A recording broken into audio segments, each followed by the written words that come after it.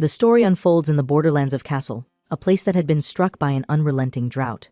The land, once fertile and thriving, had been reduced to a barren wasteland. The wells, which had long been a source of life for the people, had run dry, and the once lush fields had cracked beneath the scorching heat of the merciless sun.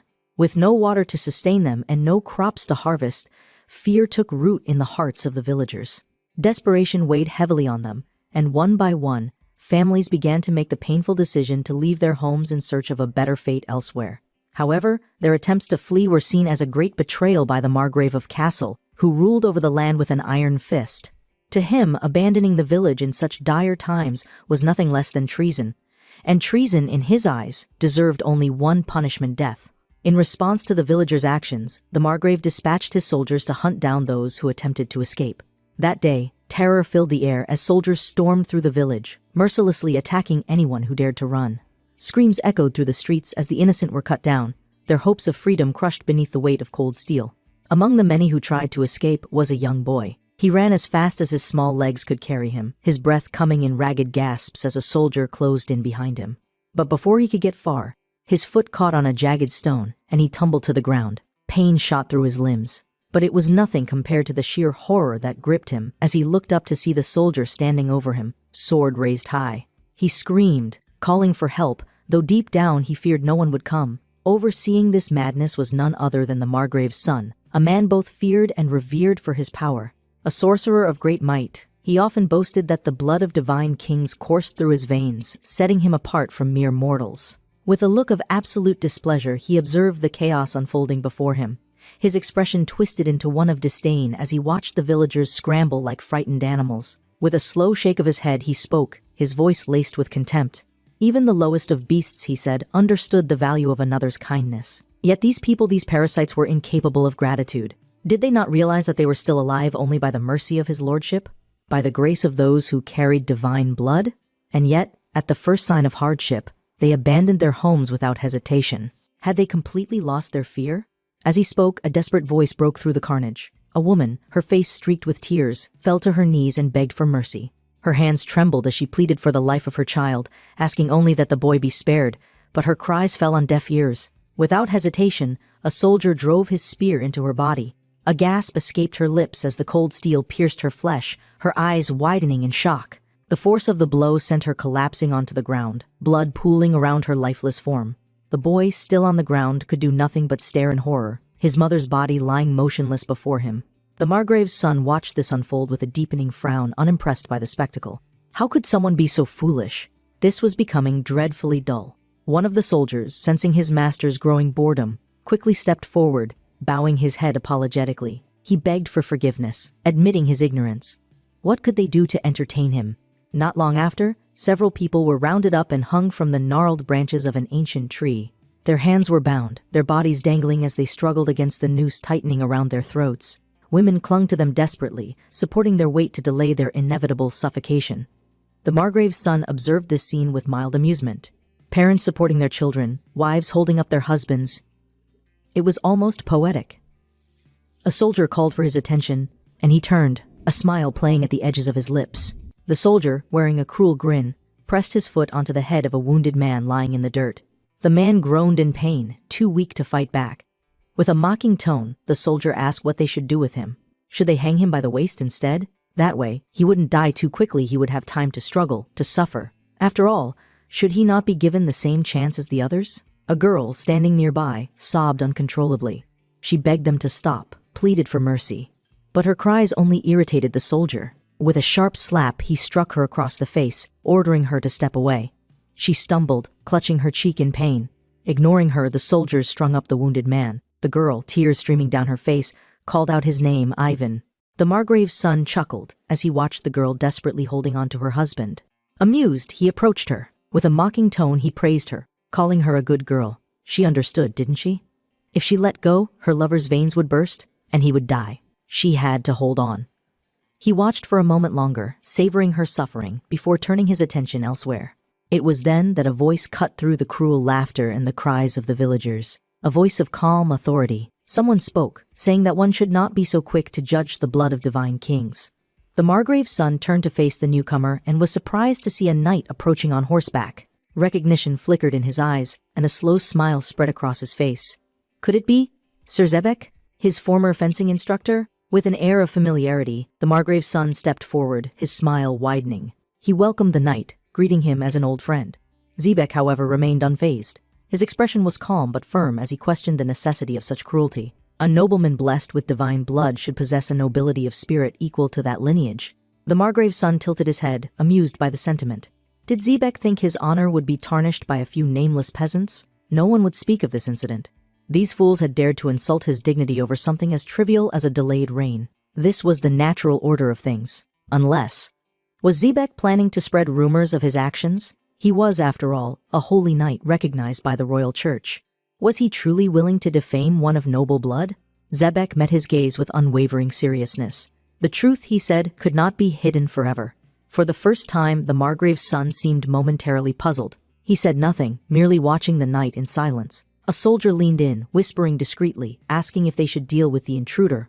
But the nobleman waved him off, his confidence returning. There was no need. Instead, he instructed the soldier to bring him a whip. As soon as the whip was handed to him, he turned back to the suffering girl and without hesitation struck her. Again and again. His expression twisted into one of cruel delight as she whimpered in pain. Zebek's eyes narrowed as he watched, but he remained still, his face unreadable. When at last the Margrave's son grew tired, he let the whip fall to his side, his breath coming in slow, measured exhales. A wide smile spread across his face, and he let out a soft chuckle. He looked once more at the girl, who still clung desperately to her husband, and remarked at how truly incredible it was. Then, turning back to Zebek, he grinned. Life should be enjoyed, should it not? With that, he turned on his heel and left, his soldiers following close behind. The night stretched on, the air thick with silence and the weight of exhaustion pressing down on Sophia's shoulders. As she clung to Ivan's body, her arms ached from holding him for so long, yet she refused to let go. Her mind drifted, memories flickering through the darkness like distant stars. She recalled a time when the village was not a place of suffering, when the fields had been lush and the wells had never run dry. Ivan had been by her side then, sitting under the shade of a great tree, flipping a gold coin between his fingers. His expression had been calm, his voice steady as he told her of the Herald clan. The words had settled in her mind, half forgotten until now. That coin, he had explained, was no ordinary piece of currency. It bore the mark of the imperial crest, a symbol tied to those feared figures known as the heralds. Stories whispered about them, calling them soulless, the ones who destroyed holiness itself. She had asked about them, remembering the hushed tales her father had once told her as a child. The heralds, he had said, were not to be sought unless one was prepared to pay the price. Ivan had handed her the coin anyway, his fingers grazing hers as he placed it in her palm. It had been a precaution, a desperate measure he hoped she would never have to use. If ever they were in danger, if there was no other way, she had to draw a triangle on the ground, place the coin at its center, and wait. The heralds would come, they would answer the call. But if the coin was found before then, if the inquisitors of the royal church discovered it in her possession, she would face punishment beyond imagining. The memory lingered in her mind as she stared at the ground where she had traced the symbol with her foot. Only 2 days remained. The weight of those words pressed against her chest, heavy and unrelenting. If she could endure just 2 more days, then perhaps salvation or something far worse would come. Her body, however, had reached its limit. Before she could finish the thought, her vision darkened, and the world around her faded. She lost consciousness, her arms finally giving way as she collapsed to the cold, unforgiving ground. At the same time, in the village where the Margrave's son and his soldiers had taken residence, an atmosphere of satisfaction filled the air. The men, having spent the day indulging in cruelty, now washed themselves, their expressions alight with joy. The sounds of water splashing mixed with their laughter, a stark contrast to the suffering they had left behind. Standing at the center of it all was Zebek, his posture rigid and his face unreadable as he observed the scene before him. Despite the cheerful expressions surrounding him, he found no joy in it. His gaze drifted upward, scanning the sky. The air was heavy, unseasonably warm for this time of year. It was an unsettling heat, pressing down on him as if forewarning something to come. The Margrave's son approached him, his usual smirk in place. He took pleasure in the moment, basking in the power he held over those beneath him. He glanced at Zebek with amusement and remarked that he should smile after all. Wasn't this enjoyable? Zebek's expression remained neutral. Without raising his voice, he stated a simple fact: killing citizens would not bring in much tax. Without people, there would be no land to rule, no economy to sustain the wealth they so greedily desired. The Margrave's son, unfazed by his words, responded with a smile, saying that the growing number of dissatisfied vagrants and thieves would only make things worse. He saw them as little more than pests, a problem that needed to be dealt with before they could fester further. Zebek clenched his fist. The lands under the Margrave's rule had fertile soil, rich and capable of producing abundant crops. There was no reason the people had to suffer when there was an alternative. Why not send the displaced villagers there and allow them to work the land? The Margrave's son raised an eyebrow at the suggestion before tilting his head in mock consideration. His response was dismissive. Why should those born of noble blood be forced to suffer at the hands of such rabble? The peasants were untrustworthy. If given the land, they would only ruin the fields and flee, just as they had tried to abandon the village at the first sign of hardship. Zebek countered that they could be taught cultivating land was not beyond their ability. But before he could finish his thought, the Margrave's son stepped closer, his tone shifting into one of amusement. He reminded Zebek that while they could be taught to work, they could never be taught the generosity of royal beneficence. Wasn't that the lesson the king and the church had instilled in them? The drought, he claimed, was not merely misfortune, it was divine retribution. Had doctrine not made it clear? Some were blessed with fertile lands, while others suffered droughts. Sinners deserved punishment, and those who contributed to the prosperity of the land were the ones who should be rewarded. Everything was done for the greater good. If Zebek truly wished to defy this decree and aid the unworthy, then he was free to try his best. With that, the Margrave's son left, still wearing that same self-satisfied smile. Zebek remained standing in silence. His clenched fists trembled, though whether from anger or frustration, he could not tell. As time passed and evening descended, he found himself walking towards the tree where the villagers had been hanged. When he arrived, he was met with a sight that made his chest tighten. Sophia lay motionless on the ground, her body limp from exhaustion. He exhaled sharply, his frustration bubbling beneath the surface. In the end, it was meaningless. He had tried to rationalize it, tried to see the logic in his actions, but standing there, he felt the weight of it settle over him. Even if the heralds arrived now, what difference would it make? The air around him shifted, an unfamiliar sensation reaping along his spine. Something was wrong. His instincts sharpened, but before he could react, he felt a presence behind him. Before he had time to turn, a cold blade pressed against his throat. His breath stilled, his body going rigid as a low voice cut through the silence. The tone was steady, firm, carrying the weight of experience. The man behind him warned that if he moved, he would die where he stood. Zebek's mind raced. Where had this man come from? His technique was flawless, his approach completely undetected. In a place like this, overrun with soldiers, how had he gone unnoticed? He spoke carefully, questioning the identity of the figure behind him. A herald? The answer was swift and certain. The man, clad in black, confirmed his suspicion. He was indeed a herald. Without hesitation, he demanded to know Zebek's identity. Was he a knight or a mercenary? Zebek, maintaining his composure despite the blade at his throat, revealed his name and his allegiance. He was a holy knight of the royal church. The herald, whose face remained partially concealed by a mask, tilted his head slightly. He seemed to consider Zebek's words before asking another question. Was he the one who had made the contract? If so, it would be quite the irony for a knight of the royal church to summon those they were sworn to oppose. At that, Zebek's temper flared. The very idea was an insult. But the herald's attention soon shifted. His gaze fell upon Sophia's unmoving form, and something like mild curiosity flickered in his expression. So, this girl was the contractor? If that was the case, then the situation was unfortunate. She was already dead. That meant he had received a coin for nothing, a wasted effort. Still, before he left, he wanted to know what exactly had happened here. Zebek hesitated for a brief moment before speaking. He told the herald that if he would lower his sword and take a few steps back, he would swallow his pride and explain everything. There was a pause, then the herald let out a low chuckle. With almost effortless grace, he moved away, his form seemingly gliding back with the aid of a dark energy that crackled faintly in the air. Zebek's eyes narrowed. The way the herald moved it was unnatural. The shift in energy, the seamless movement, it was not ordinary magic. A phantom? The possibility sent a chill through him. The herald sheathed his sword, his posture relaxed. He stated that stepping away did not make an attack any more difficult for him. He allowed it, however, because Zebek was a knight of the royal church. That alone meant he had some measure of strength, and strength was always worth recognizing. Zebek's gaze remained fixed on him. He asked, still composed, if the herald was a mage. The answer was immediate. Every member of the herald clan was a mage except for him. The response puzzled Zebek. If he was not a mage, then what was he? He demanded clarification. The herald, seemingly amused by the conversation, offered an explanation. The difference between magic and raw superhuman ability was often difficult to distinguish. Zebek's mind turned over the words, trying to grasp their meaning, but before he could press further, he decided on a different approach. He asked for the man's name and his rank within the Herald clan.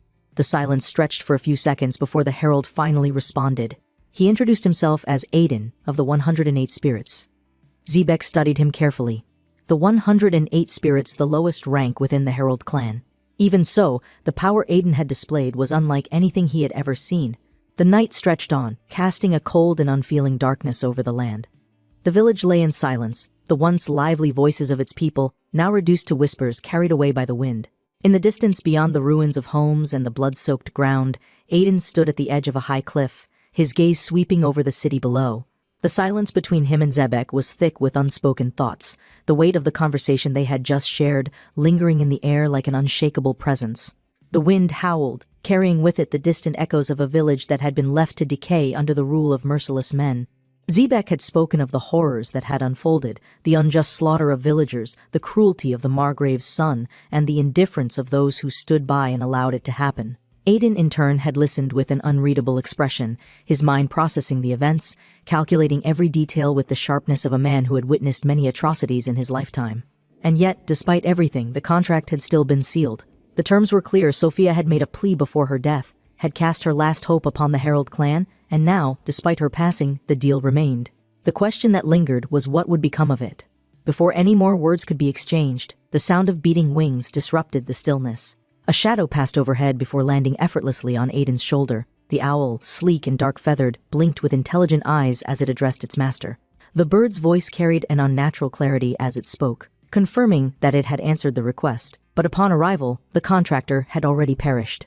The coin had been given in vain. It had no purpose now. Aiden barely reacted to the news, clicking his tongue in mild annoyance, while Zebek stood frozen in disbelief. His mind struggled to comprehend what he had just witnessed: a talking owl, a creature that spoke as naturally as any human, yet was bound to the service of a herald. The bird continued, stating that rest was a luxury it could not afford, another mission awaited, and it would depart immediately. Aiden's expression remained neutral, though a flicker of irritation passed through his features. He had little interest in unfinished business, especially one that no longer held any benefit. But before he could turn to leave, Zebek stepped forward, his voice firm, his stance unyielding. The knight could not accept this. The girl had died, and now the herald would simply walk away with the reward, doing nothing? The injustice of it all burned in his chest, and he refused to let it end this way. Aiden, sensing the shift in the knight's demeanor, turned with mild amusement, questioning whether he truly wanted him to fulfill the girl's last wish. Did he realize what that meant? It would mean that the Margrave's son, the very man who ruled with unchallenged cruelty, would suffer. Zebek's grip on his sword tightened. He had made up his mind. He would not allow Aiden to walk away so easily. Drawing his weapon, he pointed the blade directly at the herald, his voice steady but filled with unwavering resolve. If Aiden intended to abandon the contract and leave without consequence, then he would have to face him in combat. Aiden, however, remained unfazed. His lips curled into a slight, knowing smile, as if the very idea amused him. He remarked that it was tragic, truly, to see a knight raise his blade in defense of justice, when that very blade had long since gone deaf to the cries of the innocent. Zebek's teeth clenched at the words, his anger boiling beneath the surface. The herald had struck a nerve, had peeled away the layers of his carefully constructed duty, and forced him to confront a truth he had tried so desperately to ignore. Seeing this, Aiden pressed further, his voice calm yet piercing. Who was Zebek truly angry at? Was it him, the herald, for his indifference? Or was it himself for standing idly by, for watching the suffering unfold and doing nothing?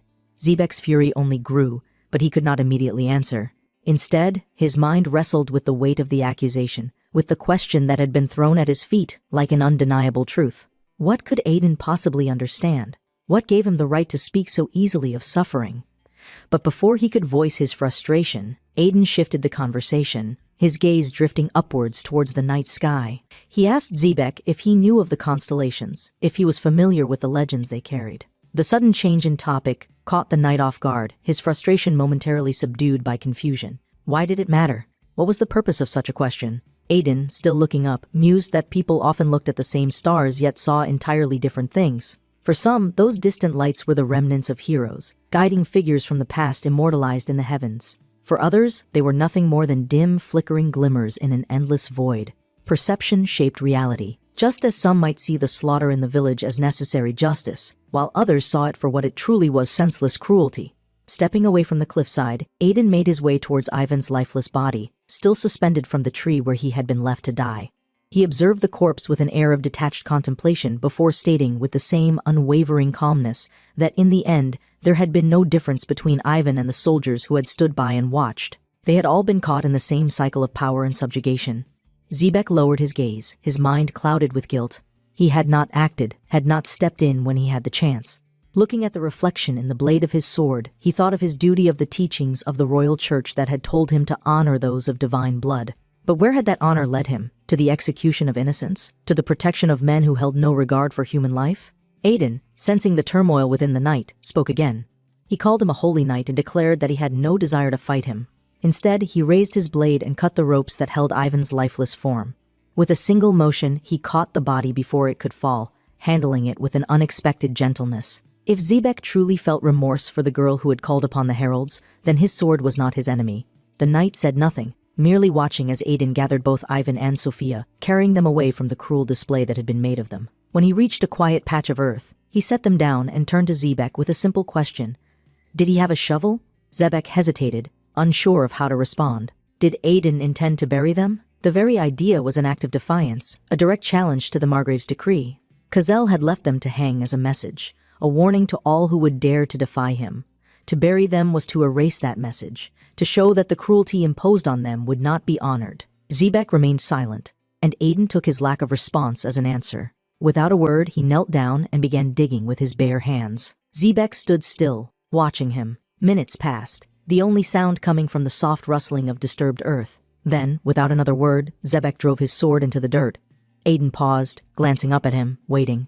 Slowly, the knight approached and began digging alongside him. Together, they worked in silence until at last the two graves were prepared. Wooden crosses were placed to mark the resting places, and Aiden, standing before them, uttered a quiet prayer. He called upon the archangel of wisdom, courage, and mercy, asking for grace upon the souls of the departed. Zebek turned to him, his brows furrowed in surprise. The words spoken, they belonged to the Order of the Saviors, a sect that the royal church did not recognize. Aiden, smiling slightly, admitted that he found their ideology to be rather appealing. Zebek shook his head, unable to understand. This man had abandoned his own clan, had turned away from his origins, and now spoke the words of heretics. Yet Aiden, unshaken by the judgment in Zebek's gaze, simply met his eyes with quiet confidence. If Zebek had doubts, then perhaps it was time for him to question why. The night air grew heavier as Aiden remained composed, his expression unwavering. The wind carried the distant echoes of battle, yet his mind was focused solely on the present moment. Zebek stood beside him, still trying to process what he had just heard. If faith alone determined a person's worth, then in Aiden's eyes, bloodlines and nobility were nothing but illusions crafted by those in power. The weight of those words settled heavily on the knight's mind. Before he could respond, Aiden turned slightly, his gaze shifting toward the distance. With calculated movements, he reached for his bow, his fingers smoothly unfastening the strap. Zebek, sensing the change in his demeanor, questioned his intentions, his voice edged with uncertainty. Aiden remained calm, his movements deliberate as he pulled the bowstring, his muscles tensing in anticipation. He spoke with quiet certainty, informing Zebek that someone of importance, someone he was obliged to acknowledge, was approaching. Zebek, startled by the declaration, turned sharply, following Aiden's line of sight. In the dim moonlight, the unmistakable figure of the Margrave's son emerged, his usual arrogant smirk plastered across his face. He exuded an air of confidence, as though he had already claimed victory before the battle had begun. He addressed Zebek with feigned amusement, mocking him for his apparent attachment to the peasant girl. If he had only spoken of his affection sooner, perhaps something could have been arranged. The nobleman chuckled, remarking with disdain that, for a commoner, the girl had been rather attractive. His words dripped with cruelty, each syllable designed to provoke. Zebek clenched his jaw, his grip tightening on the hilt of his sword. His mind raced, calculating the dire situation they were in. 20 heavily armed soldiers surrounded them. Even with all his skill, victory was an impossible dream. He had seen firsthand the ruthlessness of the Margrave's son, and his men. There would be no mercy, no honorable duel. If they fought, they would be slaughtered. Yet despite this, Aiden did not falter. The Margrave's son finally took notice of him, his expression darkening with irritation. With a sneer, he gestured toward the masked warrior, demanding to know his identity. Aiden did not answer. Instead, he moved with seamless precision, raising his bow and loosing an arrow with remarkable speed. The projectile cut through the air, finding its mark almost instantly. A soldier near the back of the group let out a choked scream as the arrow embedded itself deep into his eye socket. His body trembled violently, his cries of agony shattering the once confident silence among the ranks. Every soldier turned, shock painting their faces as they watched their comrade convulse, blood spilling down his cheek. Xebec, equally astounded, struggled to comprehend what had just happened. The precision, the sheer impossibility of the shot was beyond anything he had ever witnessed. Yet Aiden remained silent, already preparing his next strike. Another arrow flew through the air, its speed nearly imperceptible. The soldiers, having learned from the first attack, instinctively raised their shields to protect themselves. The projectile struck with a force unlike any ordinary arrow. One of the soldiers staggered backward, his shield splintering under the impact. A deep crack split through the wooden defense, and as the remnants of the shield fell to the ground, the soldier clutched his arm in pain, his eyes wide with disbelief. The force of the shot had not only destroyed his shield, it had pierced through his armor, leaving him writhing on the ground. Xebec's breath caught in his throat.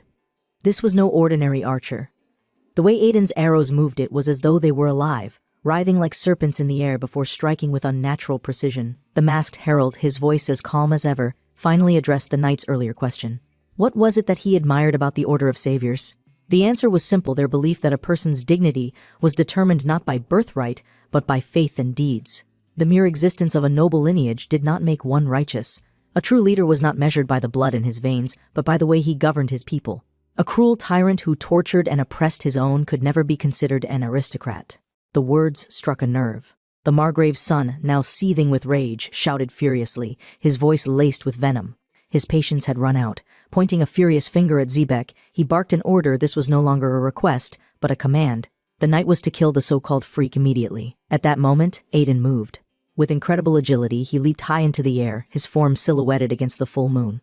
Every soldier below froze in stunned silence, their heads tilting upward as they tracked his ascent. In that brief moment, Aiden notched another arrow and released it. The shot struck its mark, another soldier's eye, sending him collapsing to the ground with a shriek. Still suspended in midair, Aiden drew 2 more arrows and fired in rapid succession. Both found their targets, embedding themselves into the bodies of 2 more soldiers. Their screams filled the night, their weapons slipping from their hands as they collapsed to the ground. The Margrave's son, his frustration boiling over into unfiltered rage, roared an order: capture him. Kill him if necessary. One of the soldiers, reacting on instinct, rushed to intercept Aiden at the point where he was expected to land. His spear was raised, his intent clear. The herald should have had no way to evade such an attack. Yet, to everyone's shock, Aiden landed lightly on the very tip of the spear. The soldier's eyes widened in disbelief, his grip faltering. With an effortless push, Aiden propelled himself back into the air, moving fluidly beyond the reach of his attackers. While airborne, he retrieved 3 arrows at once, loosing them in quick succession. 3 more soldiers crumpled to the ground, their bodies racked with pain. The battlefield was thrown into chaos, confusion, and terror now gripping the once confident ranks. Yet Aiden did not stop. Another arrow soared through the air, this time missing the Margrave's son by mere inches. Instead, it found purchase in the eye of the knight standing beside him, the force of the impact sending the man reeling. The nobleman's face paled as he realized what was happening. Aiden was not killing them. He was incapacitating every single one of them, rendering them unable to fight. As the soldiers fell one by one, the Margrave's son could no longer contain his fury. His voice cracked with anger as he demanded to know the identity of the masked warrior. Who was he? Aiden landed softly on his feet, moving with ghost-like grace. In one fluid motion, he sprang onto the nobleman's shoulders, standing above him with effortless balance. His voice, still eerily calm, rang through the night. He stated his name simply, without pride, without arrogance. He was Aiden, and he was a herald. A stunned silence settled over the battlefield. The soldiers, battered and bloodied, exchanged glances filled with fear and disbelief. A whisper passed between them, hushed but weighted with realization. He was one of the soulless, one of the feared figures they had only heard about in hushed legends, a herald, and they had made the grave mistake of underestimating him. The knight should not be so quick to anger. Wasn't self-control the very foundation of his discipline? His voice remained calm, yet there was a mocking undertone, as though he found the entire situation amusing. The battlefield was now eerily silent except for the ragged breathing of the few remaining soldiers who were too wounded to move, and the agonized cries of the Margrave's son, who lay writhing on the ground, his hands clutching desperately at his ruined eyes. The nobleman, once so arrogant, so convinced of his own supremacy, had been reduced to nothing more than a pitiful wretch, screaming for mercy where once he had only known cruelty. Aiden remained standing over him, watching with cold indifference as blood pooled beneath the noble's trembling body. He had seen men like this before, those who wielded power with reckless abandon, believing themselves untouchable simply because of their lineage. Yet when faced with true suffering, they collapsed into incoherent, sniveling messes. It was the ultimate irony. He tilted his head slightly, as though considering his next words carefully, then spoke with quiet amusement. The Margrave's son had spent his life relishing in the suffering of others, basking in the power that his noble blood granted him. But in the end, all it had taken was a single blade to strip him of his self-importance, to reduce him to a creature indistinguishable from the peasants he had so despised.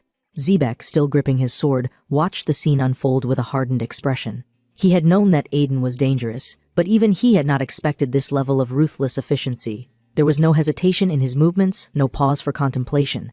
Aiden had done exactly what he came to do, carrying out his task with a precision that bordered on unnatural. Zebek had fought many battles, seen countless men killed in the name of honor, duty, and war, but there was something different about this. Aiden did not kill for the sake of battle. He did not strike in anger or desperation.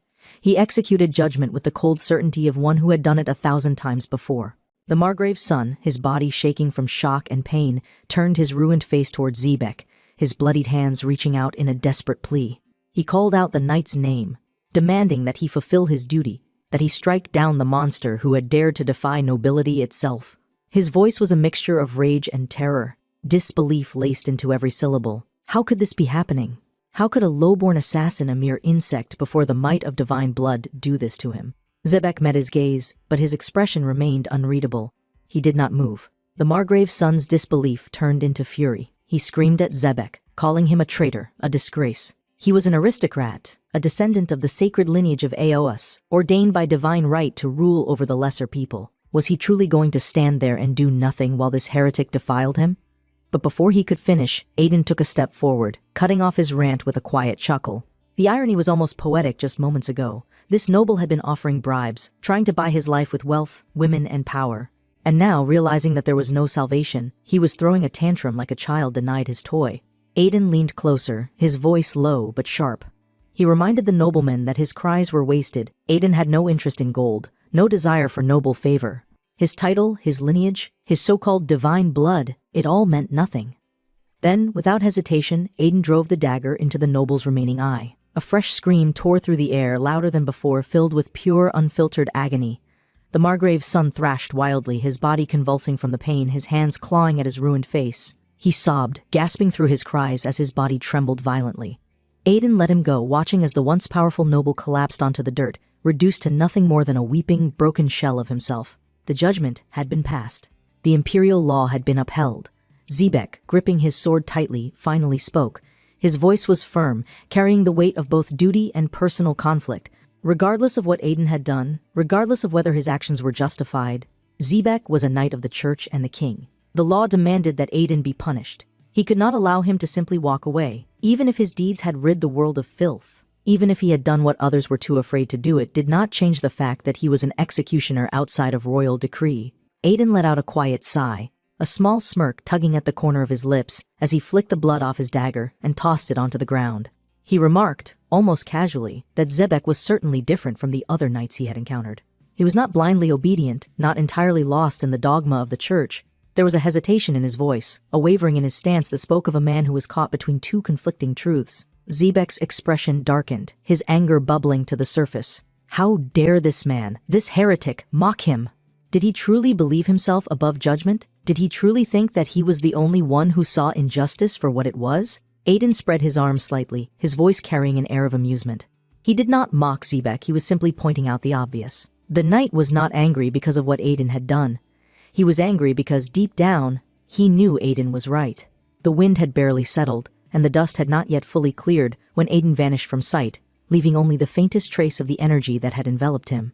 Zebek stood in place, his mind racing as he processed what had just happened. The words Aiden had spoken lingered in his thoughts, not as an insult, but as a truth that cut deeper than any blade.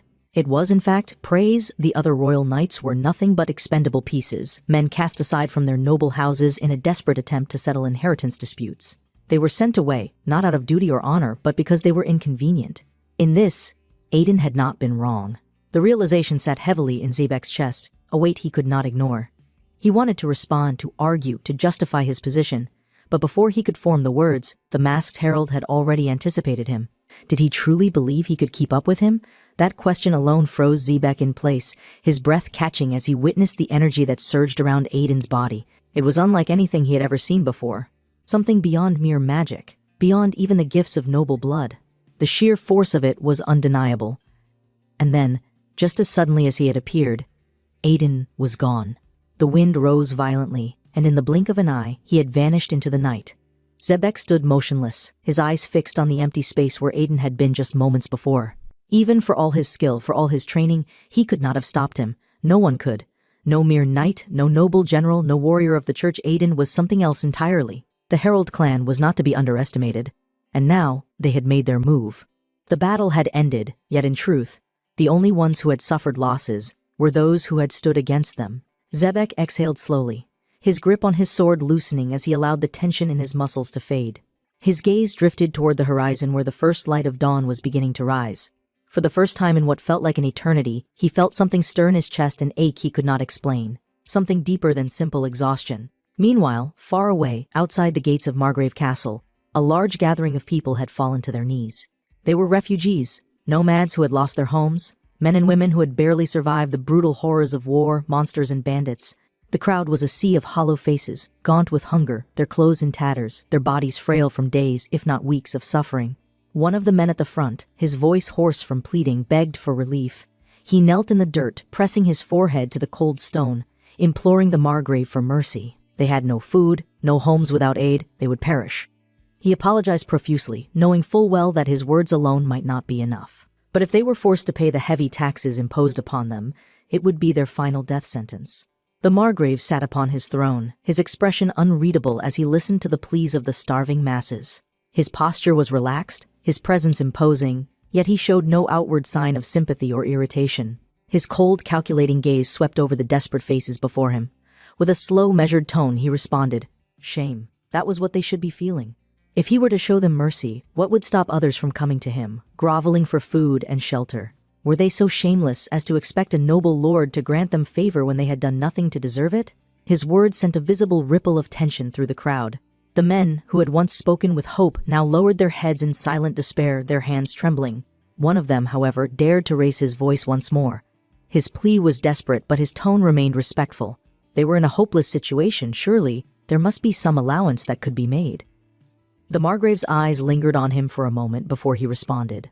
The blood of the inferior would never change. However, since they were so insistent, he was willing to grant them a deal. The men's expressions flickered with uncertainty, some of them exchanging hushed whispers. Was he serious? Could this be real? The Margrave affirmed it with an air of finality, though his voice carried an unmistakable weight of warning. There would be conditions, and if they failed to meet those conditions, they would not simply be denied mercy, they would be hanged. The air grew thick with tension as the Margrave extended his hand, conjuring a flickering flame that danced above his palm. The magic illuminated his features, casting eerie shadows upon the walls. He assured them that there was nothing to fear. What he asked for was no more than a single page from a certain grimoire. The men looked at one another in confusion, none of them daring to speak. One among them hesitantly admitted that they knew nothing of magic. How were they supposed to retrieve something they had never even heard of? The Margrave's expression did not change. "Even fools should have some knowledge of it," he remarked. It was not something unattainable. If they merely wished, it would answer their call. His conditions were simple. If they could retrieve even a single page of the grimoire, he would grant their village 3 years of tax exemption. Furthermore, he would provide 50 bushels of wheat, barley, and oats. A murmur spread through the crowd, their disbelief growing. Such an offer was unheard of. One of the men, his voice uncertain, cautiously inquired about the name of the grimoire. Surely, they needed to know what they were looking for. The Margrave ceased his display of magic and turned his gaze upon them once more. He answered simply. It was a copy of the Book of the Divine King. Some time later, after the crowds had dispersed and the chamber had grown quiet once more, the Margrave remained seated upon his throne. The flickering torches cast long shadows across the stone walls. From behind the curtains, a figure moved in silence, a serpent, slithering across the cold floor before coming to a halt beside him. Without hesitation, the creature shifted, its form distorting and twisting until it was no longer a snake, but a woman. Her golden eyes gleamed as she observed him, her voice carrying a note of amusement. Was it not rather careless to have mentioned the Book of the Divine King so openly? The Margrave's expression remained composed. Nonsense, he responded. There was nothing careless about it. The woman tilted her head slightly, her gaze never leaving his. She reminded him that he had searched far and wide for the grimoire, yet rumors of it would only spread further now. If he had intended to secure it, would it not have been wiser to obtain even a single page before drawing attention to it? The Margrave finally turned his eyes toward her, his tone unchanged as he asked what it was she truly wanted. The woman's expression became more serious. She had come to report that his son had fallen. He had been attacked in the Eastern Territories. Before she could finish her sentence, the Margrave cut her off. That was impossible. His forces could not have been defeated so easily. Zebek had been with him surely. He would not have allowed such a failure. The woman's gaze hardened as she revealed the truth. Their enemy had been the Herald clan. For the first time, the Margrave's composed expression wavered slightly. His eyes narrowed as he processed the information. He repeated the name as if confirming it to himself. The Herald clan. They too were searching for the Book of the Divine King. If they sought to rid themselves of their cursed debt, they would need the grimoire just as much as he did, and if they had intervened, then it could only mean one thing. His son was dead. The Margrave sat in silence for a long moment, his fingers curling slowly as he absorbed the news. His son, the one meant to carry forth his lineage, to inherit the legacy of noble blood, had been reduced to nothing. Not only was he blinded, but his very ability to produce an heir had been taken from him, a fate worse than death in the eyes of those who prided themselves on divine ancestry. The woman before him, her golden eyes unblinking, pressed the issue further, her voice laced with curiosity. She had heard rumors that the wounds inflicted upon his son were deliberate, that both his eyes and his reproductive organs had been severed. What would he do now? The Margrave did not hesitate. Slowly he extended his hand toward her, his voice devoid of any emotion as he issued his next command. Border soldiers were to be mobilized at once. The heralds in the surrounding lands were to be hunted down and exterminated, every last one of them. There would be no mercy. The woman, ever composed, nodded and reached forward, taking his outstretched hand in hers. She understood his request and would contact the commander immediately. However, before she could step away, the Margrave tightened his grip, pulling her back. His expression did not shift, yet there was an unspoken weight in the way he looked at her. She would not simply issue the order, she would ensure it was carried out with precision. Then, with a slow, deliberate motion, he ran his hand across her face, his fingers tracing her cheek as he spoke again.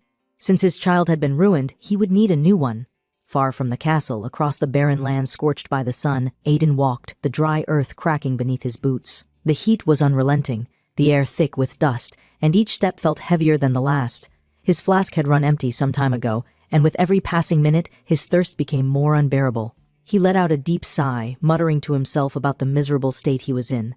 If things continued like this, he wouldn't even need an enemy to take him down. He would simply collapse and die of dehydration. What an absurd way to go. He cursed the circumstances that had led him here, all for the sake of fulfilling a contract that had already become a lost cause. 2 days, why had it been necessary to arrange such a spectacle for 2 days? A voice interrupted his thoughts. It was sharp, reverent, yet filled with an air of exasperation. Did he truly dare to speak so insolently to the very mouth of the Emperor himself? Aiden did not even flinch at the rebuke. Frankly speaking, he was past caring about formalities. The senseless death of the Emperor had left him and the other heralds scorned by the world, seen as nothing more than soulless heretics and destroyers of holiness. The people despised them, feared them, and cast them out as though they were monsters. To make matters worse, they had further decided to emphasize their mystique by keeping up this charade of 2-day appearances, as if their presence alone was meant to inspire awe in their contractors. The result? He had been forced to rush here at full speed, abandoning his luggage in the process. Now, he was left with nothing but dry rations, useless without water, and a body on the verge of collapse. He could very well die of thirst or starvation before he ever saw the end of this mission. The presence that had spoken to him fell silent for a moment before offering a quiet apology. But before the words could be completed, both of them felt it, an energy, a shift in the very air around them. Aiden's instincts flared as his hand shot to his sword. Was it a ghost? The question had barely crossed his mind when a bright blue flame flickered before him, its glow illuminating the air like a will-o'-the-wisp. As the light solidified, he saw them spirits, their translucent forms shimmering in the desert heat. He recognized their faces instantly. They were the villagers, the very same people who had suffered at the hands of the Margrave's son. And there, at the forefront, stood Sophia and Ivan, their ethereal figures bowed in greeting. Aiden, caught somewhere between confusion and wariness, nodded in return. He had seen many strange things in his life, but this was not something he had anticipated. He addressed them, remarking that these lands were untouched by the virtues of a king or the blessings of an archangel. Their spirits did not belong here. Their grievances had been avenged, the debt had been paid in full. There was no reason for them to linger. It was time for them to pass on. Sophia, however, raised her hand and pointed behind him. Aiden followed her gesture, his eyes narrowing as he turned. There, amidst the endless stretch of desert, stood an old well. Its stone edges were cracked with age, worn down by time and neglect. He took a few steps toward it, glancing back at the spirits. So that was it. They were offering him water. He let out a small chuckle, shaking his head. They shouldn't have troubled themselves. They had already done enough. They should rest. But the thirst clawing at his throat was relentless, and he had no choice but to accept. He approached the well, a small smile tugging at his lips as he pulled at the rope. Water. That was all he needed. Just one drink, and he could keep moving.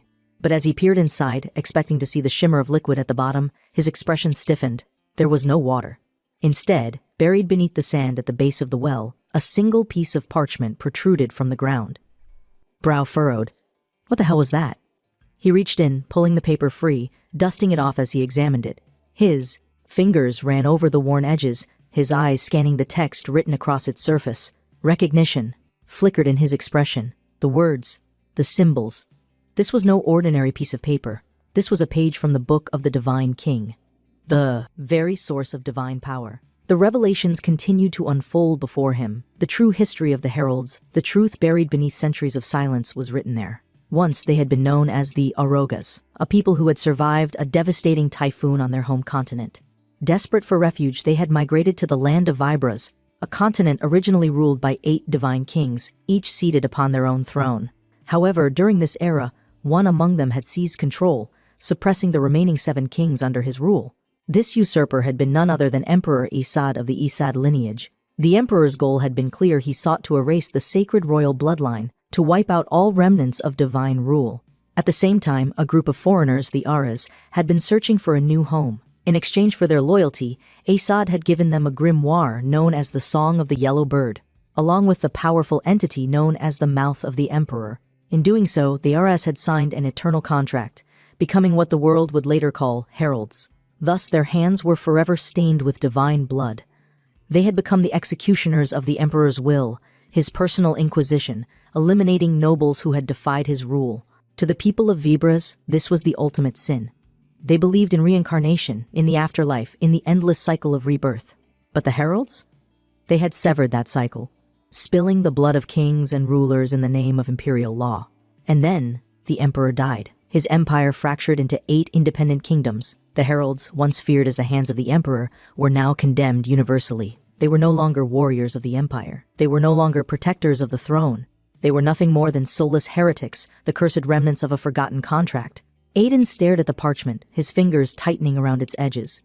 This was why they had suffered. This was why they were hunted, and now, in the sands of this cursed land, lay a single page from that book. Aiden stood motionless for a moment, his gaze lingering on the fading spirits before he nodded in quiet acknowledgement. He had no need for grand gestures or elaborate farewells. These souls had suffered enough in life, and in death, they had lingered only long enough to settle unfinished grievances. Now, their time in this world had ended, and he had no intention of keeping them here any longer. He offered his thanks, his voice low but firm, before urging them to move on, to leave the weight of their past behind and find peace in whatever lay beyond. Their translucent figures shimmered, flickering like embers caught in the wind, and as they faded into nothingness, the air around him grew eerily still. The silence of the desert stretched endlessly, broken only by the faint rustle of sand shifting beneath his feet. He exhaled slowly, turning his attention to the parchment in his hand, his fingers tightening around its worn edges as he considered the implications of what he held. If this page, this single fragment of the Book of the Divine King, had truly found its way to him by fate, then what did that mean for him? Could it be the key to severing the contract that bound him and every other herald to a cycle of endless servitude? He spoke the question aloud, the thought forming into words before he had fully processed it. But before he could dwell on it further, a voice interrupted him. The Mouth of the Emperor, perched on his shoulder as always, scoffed at his phrasing, chiding him for his disrespectful choice of words. It was not a curse. The spirit insisted it was an honest payment of debt, the rightful consequence of the contract their ancestors had signed. Aiden barely reacted to the remark, rolling the parchment between his fingers as he considered its meaning, before speaking again, louder this time, as if declaring his defiance to the heavens. This paper had fallen into his hands through sheer chance, no, through fate. It was undeniable proof that the world had conspired to place it before him, an omen that could not be ignored. Yet even as he spoke, the spirit on his shoulder noted that Aiden's voice lacked the excitement expected of someone who had supposedly received the very thing all heralds sought. Did he not understand? The conditions for breaking the contract had been clear from the beginning: repay the debt by completing services worth 100,000 gold coins and retrieve the complete book of the Divine King. Only by fulfilling these two conditions could a herald be freed from their eternal servitude. That was the dream they all shared, the goal that had kept them moving forward despite the weight of history pressing down on them.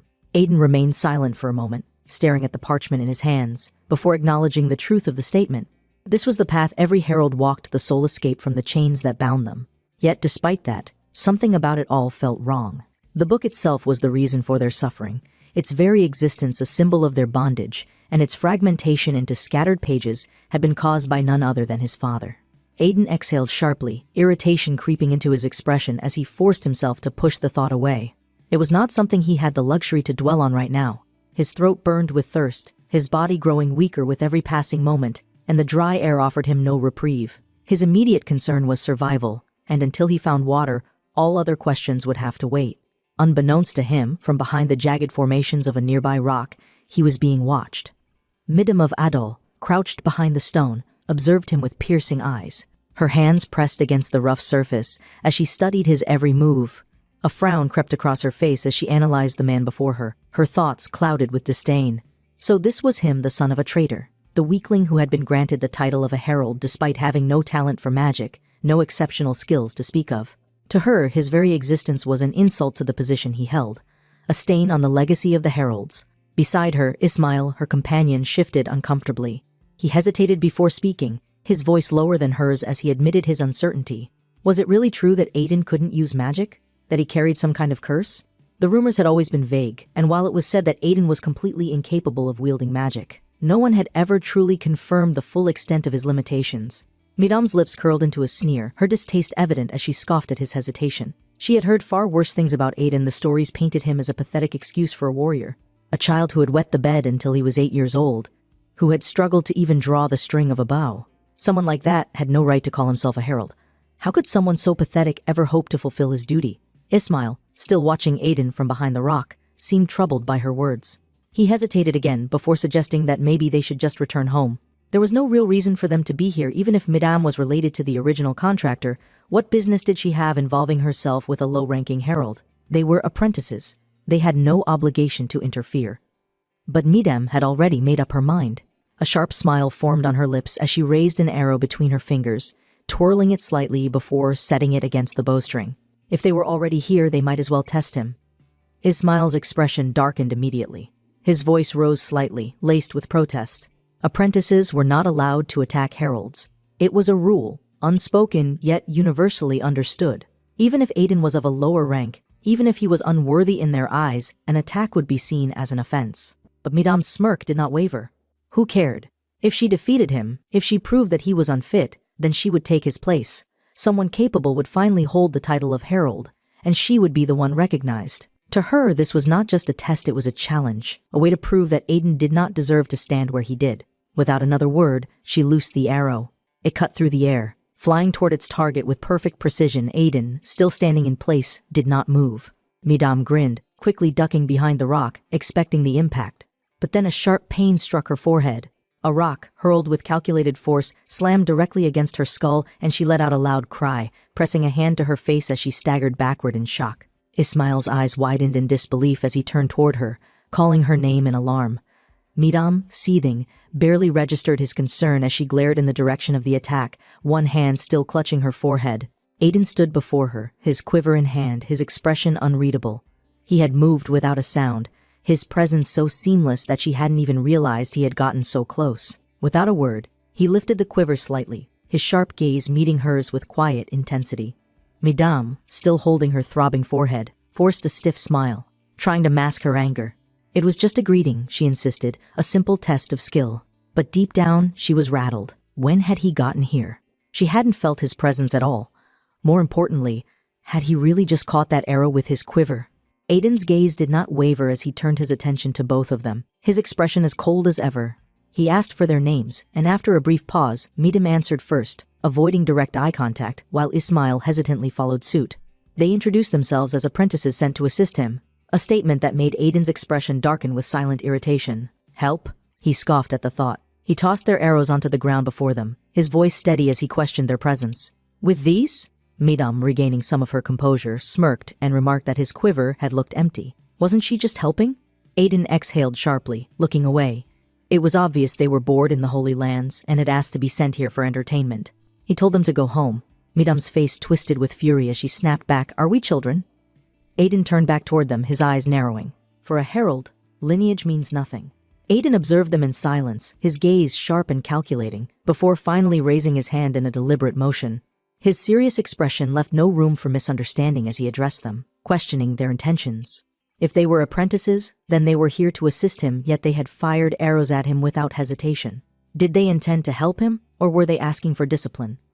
He let the weight of his words settle, his tone edged with warning. If they had done this outside the Holy Lands, in any other region, the consequences would have been severe. A mistake like that would not be brushed aside so easily. Midam hesitated for the first time since their encounter, her thoughts spinning as she took in the situation. He was not at all like the rumors suggested.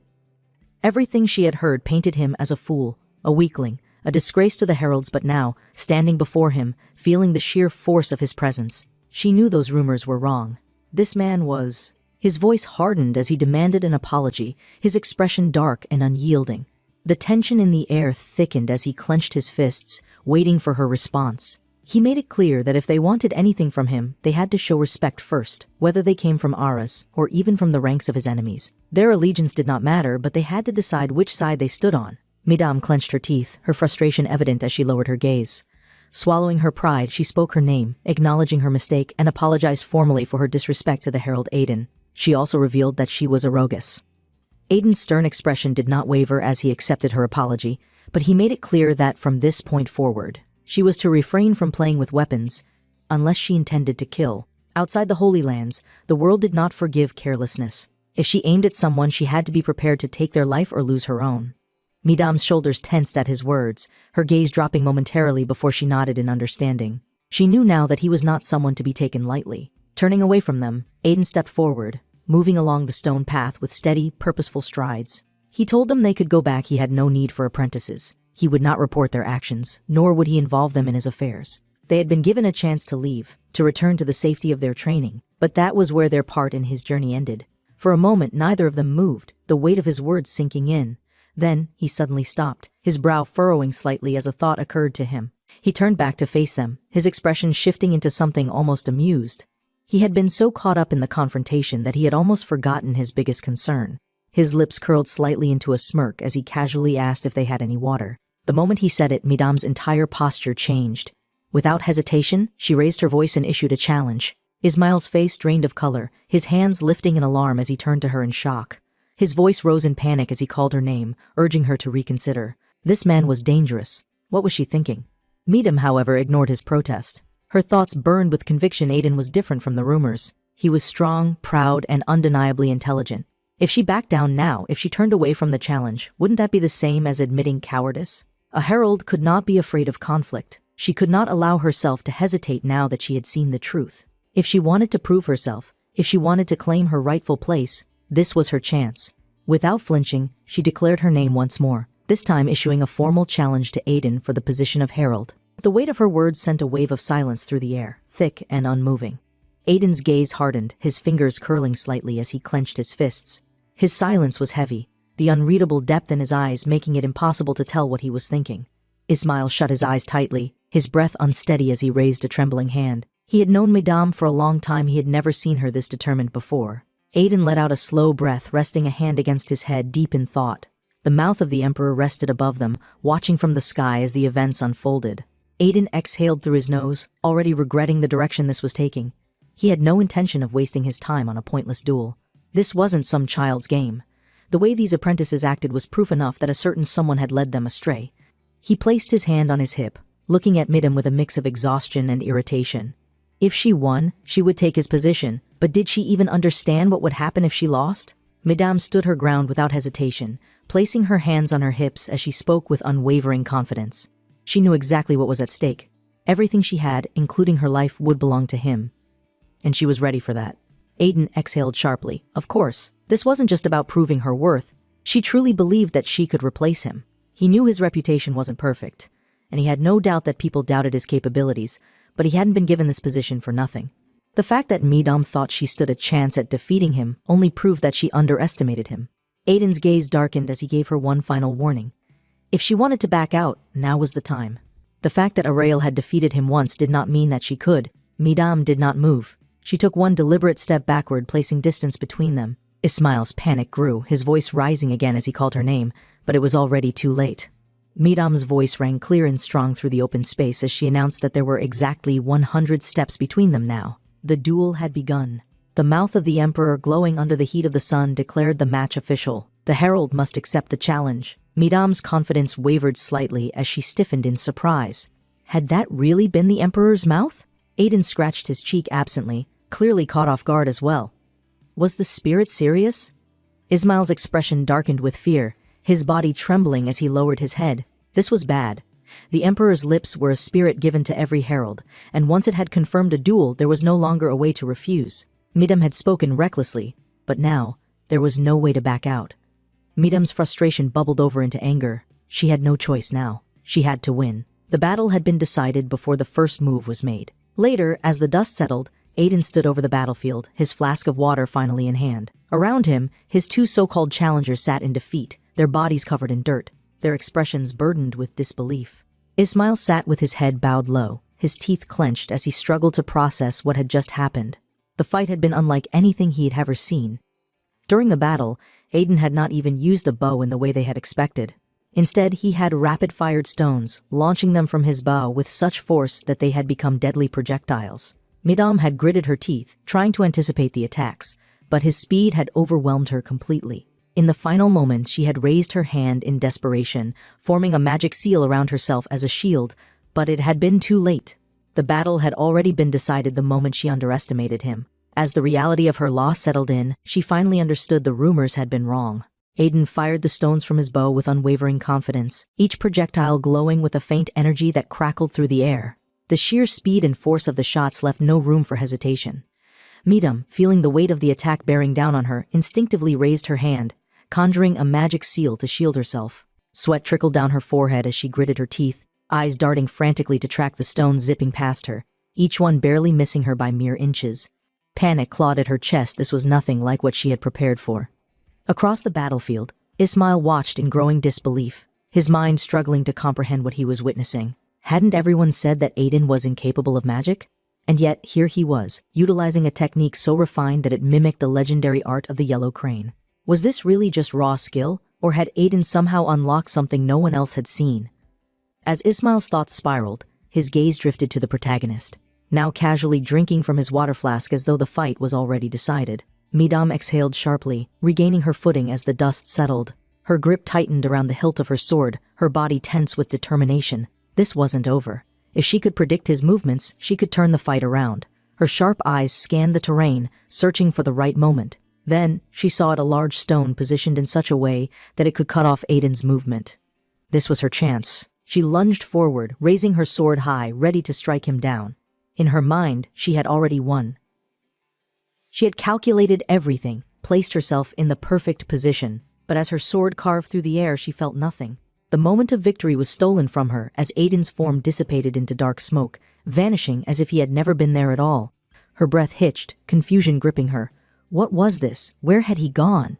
Ismail's panicked voice rang out behind her, but before she could react, Aiden had already moved. His hand caught her wrist mid-motion, twisting it upward, forcing her defensive stance to crumble. A second later, his free hand slammed into her chest, sending her hurtling backward. She crashed against the hard stone with a force that sent dust and debris flying into the air. The duel was over. The mouth of the Emperor declared it so. Ismail, eyes wide with rage, turned on Aiden, his voice breaking with anger. How dare a traitor's descendant humiliate someone of noble blood?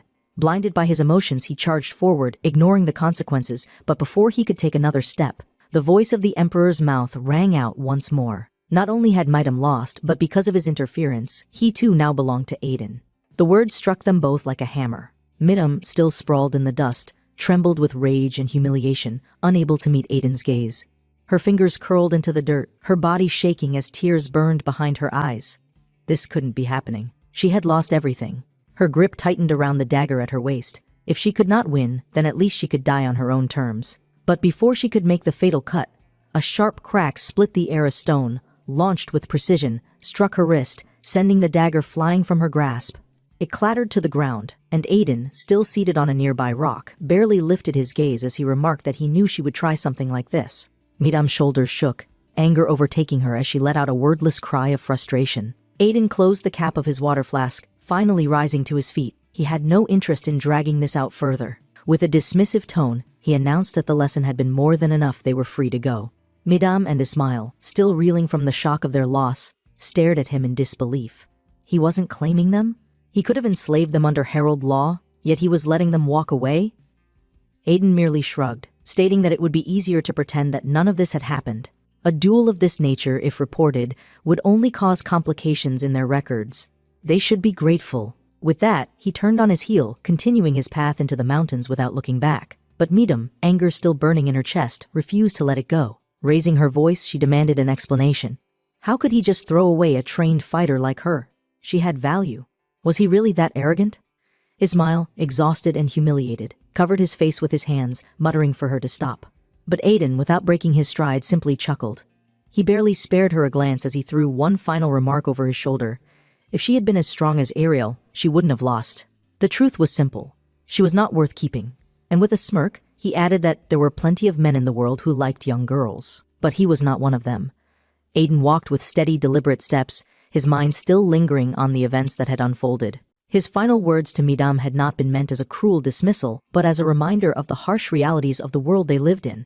There were many cultures where early marriage was allowed, and as unsettling as it was, she needed to understand that the world did not operate on her ideals or her expectations. If she planned to challenge people recklessly, she needed to be prepared for every possible consequence. Next time, she should think twice before challenging someone to a duel. In truth, it was better not to challenge anyone at all. If she despised someone enough to want them gone, she could simply kill them in their sleep rather than risk everything in a formal battle. It was a cold truth, but a truth nonetheless. Ismail, walking beside them, was caught off guard by Aiden's unexpected shift in demeanor. He had assumed Aiden was a man of few words, indifferent to everything around him, yet now he was speaking far more than expected. And strangely enough, he seemed to genuinely care, not in a sentimental way, but in a practical survivalist sense. Midam, still reeling from the experience, lowered her head, her hands shaking slightly. But then, as she raised her head once more, something changed in her expression. There was no longer defiance in her eyes, but rather something akin to admiration. This was not the man everyone mocked behind his back. Ismail's voice suddenly rose in alarm, snapping them back to reality. Before them, something unexpected appeared: a contract of service. The agreement between the Emperor and the Aras, a pact where both sides provided what the other required, yet with a cost so severe that any betrayal meant facing a fate worse than death. What had once been a symbol of loyalty and honor had twisted into a terrible curse, an inescapable cycle of subjugation. Even after the Emperor's death, the contract remained unchanged, forcing the Arogas to continue serving as heralds, forever trapped in their roles. The first sign of decay in this pact had appeared during the battle for the throne of the Kingdom of Zas, a battle in which the Herald clan had interfered. The Aras had emerged victorious, securing a copy of the Divine King's book. But then, in an act of unthinkable betrayal, a single man had stolen the book and disappeared into the heart of the World Mountain Range. That man was Air. The betrayal had sent shockwaves through the clan. The men who had once stood beside Air had turned on him, demanding that he return what he had stolen, warning him that the curse of the contract would destroy him if he did not comply. If he failed to return the copy of the Divine King's book, he would suffer unimaginable torment. The Herald clan had threatened him with every conceivable and inconceivable punishment, but in the end, hope had been shattered into dust. Air had torn the book apart, scattering its remnants throughout the world. And in doing so, he had become the first victim of the curse of the contract, a punishment that defied the very laws of nature. As a result of the curse, he had been forced to bear twins, despite possessing a male body. Those twins were Aiden and Ael. Of the two, Ael had become the strongest herald in the history of the clan, while Aiden was branded a fool. The rumors about him had spread far and wide, but who had started them? Aiden clenched his fists as the thought formed in his mind. Who had been so determined to shape his reputation into that of a disgrace? Taking a step forward, he exhaled slowly before making himself clear. He had no intention of taking Midam or Ismail with him. They needed to stop following him. Midam, however, raised her hands, her voice sharp as she refuted his claim. They were not following him. Instead, they had been tasked with delivering something. She reached into her belongings and handed him a letter, explaining that it was from the head of the Sasma region. Aiden's brows furrowed slightly as he took the letter, immediately recognizing the name. That old bastard. The head of Sasma had never liked him, and Aiden had been hoping to avoid the unnecessary drama that came with his reports. Tearing open the letter, he quickly scanned the contents. It confirmed something alarming: copies of the Divine King's book had been reappearing. Aiden was to locate and secure them, and his actions would be taken into account for future recommendations. Aiden's jaw tightened slightly as he processed the meaning behind the message. So the other heralds already knew about this. Looking up from the letter, he turned toward Midam and Ismail, raising his hand slightly as he questioned them. If the copies were resurfacing, then surely they had heard about this, right? Midam's expression brightened as she grinned, confirming it with an almost reckless enthusiasm. But then, with a smirk, she added that it was his father who had betrayed them all. Before she could finish her sentence, Ismail let out a terrified scream, interrupting her. In one swift motion, he kicked her leg, cutting her off instantly. Midam recoiled, glaring at him angrily, loudly complaining about the pain. Why was he attacking her? Aiden sighed, lifting a hand to silence them both, so they both knew. That changed things. Lowering his gaze, he muttered his decision. They would have to go to Sasma next. They needed to greet the head of the region in person. He had to see for himself just how much the others already knew. Midam, still frustrated from Ismail's interference, watched as Aiden turned his back to them, beginning his march forward. With a huff, she grabbed Ismail's face, squishing his cheeks in annoyance before turning to Aiden with a pout. She raised her finger, her expression now laced with mild desperation, and asked if Aiden realized something. If they were heading in the same direction, then technically, there was no reason they couldn't just continue following him. In exchange, she would tell him everything that had happened in the clan during his absence. Aiden chuckled softly, amused by her persistence. Smiling slightly, he responded simply the road didn't belong to him. If they wanted to follow, they could. Midam's entire demeanor changed at his response. With childish excitement, she raised her leg triumphantly, loudly declaring that this was perfect. Sometime later, as they rested among the open fields, the sky stretching endlessly above them, the group sat in silence, their bodies weary from travel. Aiden, leaning against the soft fur of an animal, stretched his arms lazily, exhaling with a loud sigh. His body ached, but the brief moment of stillness was welcomed. The peace, however, did not last. Without warning, he told them to wake up.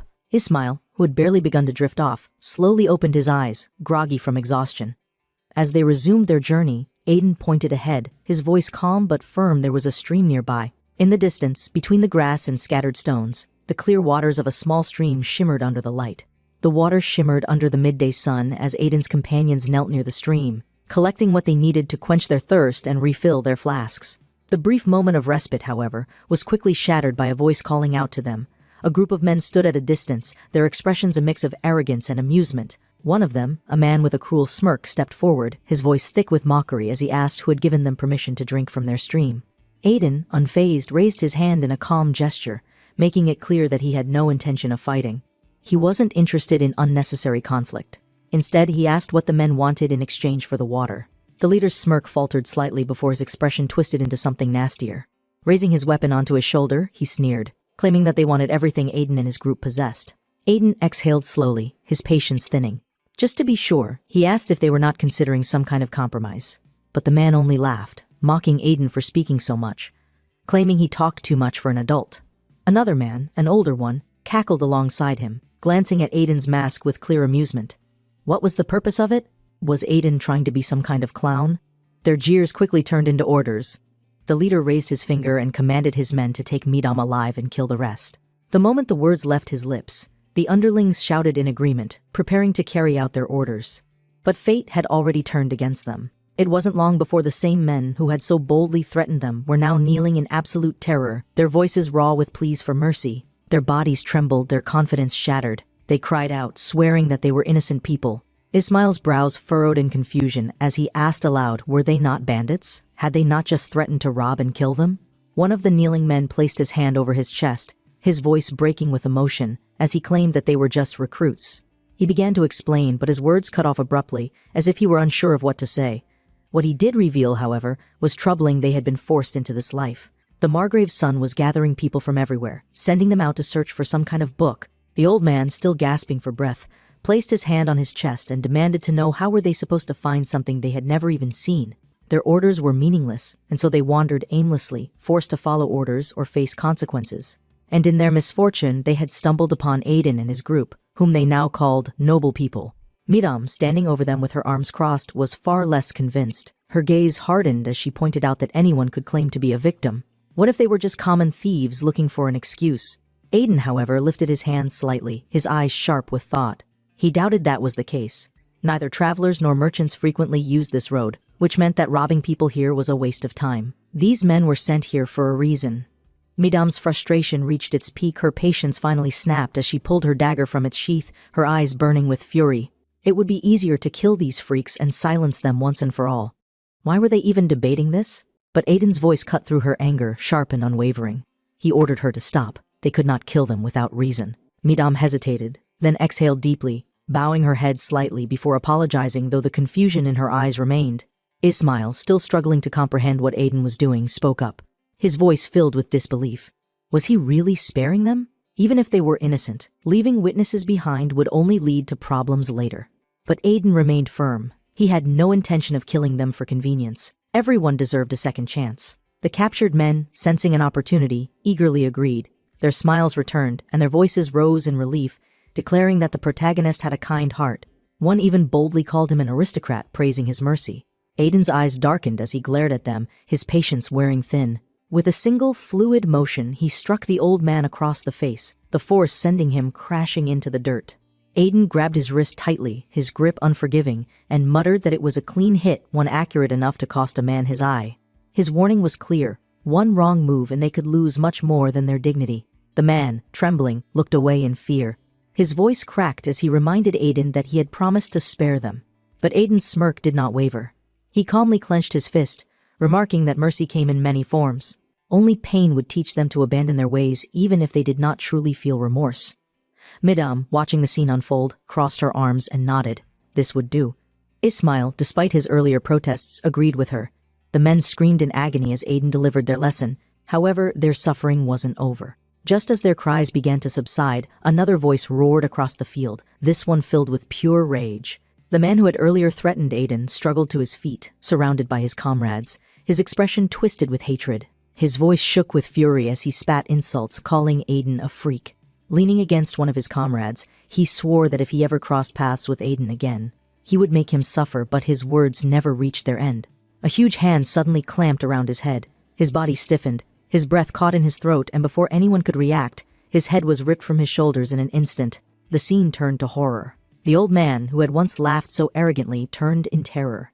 His face paled as he stared at the monstrous figure looming over them. Goldo. The creature lifted the old man's leg effortlessly, inspecting him with a chilling indifference before tossing him into a bucket nearby. Goldo's voice rumbled, speaking as if the entire matter was trivial. This was food. He needed to carry food. And before the remaining man could even struggle, Goldo grabbed him as well, declaring that he belonged to him now. The man's screams pierced the air, but they were short-lived. Goldo crouched down, flinging the body into the waiting arms of the goblins, who eagerly began devouring him. Laughter echoed from Goldo's massive frame as he glanced toward the distance, his eyes widening slightly. Beyond the battlefield, in the distance, a village came into view.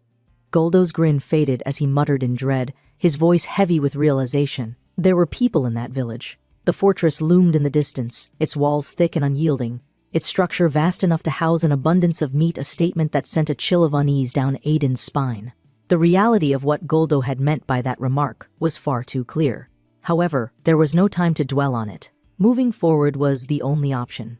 In the wake of their earlier encounter, the group now rode their animals in silence, the rhythmic sound of hooves against dirt providing an unspoken sense of urgency. Midam, breaking the quiet, spoke first, her tone lighter than before. She admitted that, at first, she had believed Aiden was far too lenient, yet now, after seeing the results, she was surprised by how effective his approach had been.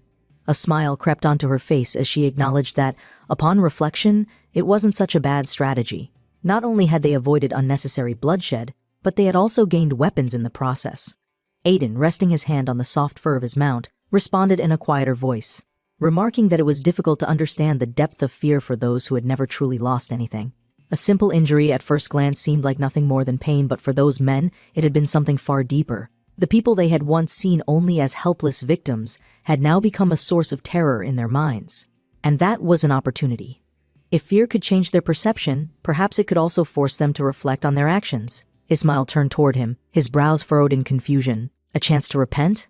He was shocked by the idea. Was Aiden really saying that he had not only spared those men, but had also given them an opportunity to make amends? Aiden did not respond immediately. Instead, he exhaled, slipping down from his mount and onto the ground, his expression unusually distant. Looking away, he admitted that their previous conversation had left him uneasy. Madame, intrigued, asked what conversation he meant, her curiosity evident. Aiden's voice hardened as he reminded them of what the captives had revealed. Kazel was searching for a copy of the Divine King's book. The name carried weight, and the realization sent a wave of concern through both Midam and Ismail. Kazel was already far behind in the race for the throne. That meant he was desperate. If he sought the magical knowledge hidden within that book, it was clear that he intended to level the playing field by any means necessary. Aiden ran a hand over his face, sighing. Power. Political figures were always obsessed with it, and that obsession made them dangerous. It was a risk he couldn't ignore. As a precautionary measure, while they were within Count Kazel's territory, he would have to abandon the mask of a herald. Without hesitation, Aiden removed the mask from his face, revealing what lay beneath. His companions' reactions were immediate. Their voices rose in surprise as they took in what had been hidden from them all this time. Aiden stood with the wound on his eyes fully exposed, holding the mask in his hand, his face unreadable. Midam and Ismail stared in shock, both struggling to find the right words. Did he truly have no eyes? How was he able to move so fluidly, fight with such precision without sight? Ismail, still struggling to process this, voiced his disbelief. Aiden never stumbled, never moved as if he was blind. How was that possible? Aiden, adjusting the cloth that now covered his face, spoke without emotion. He did not know. Since birth, he had been able to see without eyes. That was simply his reality. Midam's confusion quickly shifted into curiosity. Without hesitation, she moved toward him, studying his face closely. Aiden, sensing her sudden shift in behavior, stiffened. What was she doing? If she had something to say, she should speak plainly. Midam, after a brief pause, offered a completely unexpected observation. She tilted her head, musing that, if anything, the scars actually suited him. Aiden's entire expression changed. His brows twitched in irritation as he demanded to know what she was talking about. Midam shrugged, as if it were an obvious fact. If she had to guess, he was probably handsome before. But then, something happened, and he lost his eyes. A tragic accident, perhaps. In her opinion, however, it was better to have scars than a beautiful face with unpleasant eyes. His smile gawked at her in disbelief, turning to her with a look of pure exasperation. That was rude. No matter how she phrased it, it was rude. But Aiden, his expression momentarily unreadable, merely stroked the fur of his animal, his voice calm but heavy. She had said the same thing the person who had inflicted these wounds had said. Midam froze, her body tensing slightly. Who was that person? Aiden's answer was simple. Ariel. The memory lingered in his mind as he explained. Ariel had called it unnatural to have nothing where something was meant to be. Since he no longer had eyes, he might as well imagine something beautiful in their place. And so, she had cut his face to make it better. Silence stretched between them. Aiden adjusted the cloth over his face once more, his tone unwavering. Thanks to that, he could successfully pretend to be blind. When he was alone, it was never an issue. Midam, after a long pause, suddenly grinned. Loudly, she agreed with him. If that was the case, then she would simply help him keep up the act. Aiden, walking ahead with a stick in hand, waved off the idea, telling her not to bother. As they continued forward, the outlines of a village appeared in the distance. Before long, they arrived at its gates. Ismail, adjusting the strap of his briefcase, observed the area, noting the long line of people waiting to enter. Aiden, gripping his stick, muttered that it had been a long time since he had been here. Midam, smiling as she folded her hands behind her head, looked at him with amusement. This was where the Imperial Road began. What did he think about that? Wasn't it great that they were standing at such an important starting point? Aiden's voice turned sharp, cutting her off instantly. He told her to shut up. With an unreadable expression, he muttered that, at this moment, he was nothing more than a solitary traveler, and they were just children who had crossed his path. But even as he spoke, a strange tension gripped his chest. His body tensed, a familiar sensation creeping up his spine. Something was wrong. He turned slightly, his expression hardening. Was it like this the last time he was here? Ismail, caught off guard, blinked in confusion. Aiden's question lingered, unanswered. The knights at the gates had stopped checking belongings, and instead, they were staring at something or someone. The knight crouched low, gripping a man's belongings in his gloved hand, inspecting them with intent. Midam, her arms crossed, watched the scene unfold with cold disdain, her voice sharp as she declared that they were simply stealing. However, Ismail, observing with growing unease, shook his head in disagreement, noting that he did not remember such behavior the last time they had been here. Aiden, listening carefully, exhaled slowly, his thoughts running deeper than the immediate scene. He understood what was happening. This was not simply theft for greed, they were looking for something. And judging by the thoroughness of their searches, they were not taking any chances. But before Aiden could fully form his conclusions, a gruff voice interrupted his thoughts. A nearby man, worn and weary, glanced toward him with curiosity, then scoffed. Was Aiden blind or something? Aiden, tilting his head slightly in the man's direction, responded flatly that it wasn't entirely true. These orphans, he gestured vaguely toward Midam and Ismail, were simply guiding him on his journey. The man grimaced, his features twisting with misplaced sympathy. That must be hard. But Aiden, uninterested in the sentiment, instead pressed forward with a real question. What exactly was going on here? The man sighed, lifting a tired hand as he questioned whether they had truly not heard the rumors. The Book of the Divine King, its pages were appearing across the world. Aiden's head turned sharply in the man's direction, his body stiffening. The Book of the Divine King. The man nodded grimly, confirming that the rumors were true. Word had spread that some herald clan had stolen the original and created copies, and now, those copies were surfacing in unexpected places. Count Kazel's forces had begun a full-scale hunt, searching every town, every road for even the smallest fragment of the book. The sheer madness of it was undeniable. Aiden, forcing himself to remain outwardly calm, narrowed his thoughts. So the hunt had begun. This was no longer an isolated effort, it was spreading, reaching deeper into the world. But before he could contemplate the full implications, the commotion escalated. The same man who had been searched earlier, desperate and furious, clutched the knight's arm, his voice rising in outrage. He demanded to know why his money was being taken. Weren't they searching for the Book of the Divine King? What did his savings have to do with that? The knight sneered, his expression darkening before striking the man brutally across the face, sending him sprawling onto the dirt. The knight's laughter was sharp and cruel as he lifted his hand, mocking the crowd. The grimoire could take many forms, he jeered. What if it had taken the form of money? His companion, standing beside him, gritted his teeth before offering a mock reassurance they would examine all valuables and, if nothing turned out to be a part of the book, the belongings would be returned. The man's face twisted with pain and disbelief, but he did not resist further. He had no choice.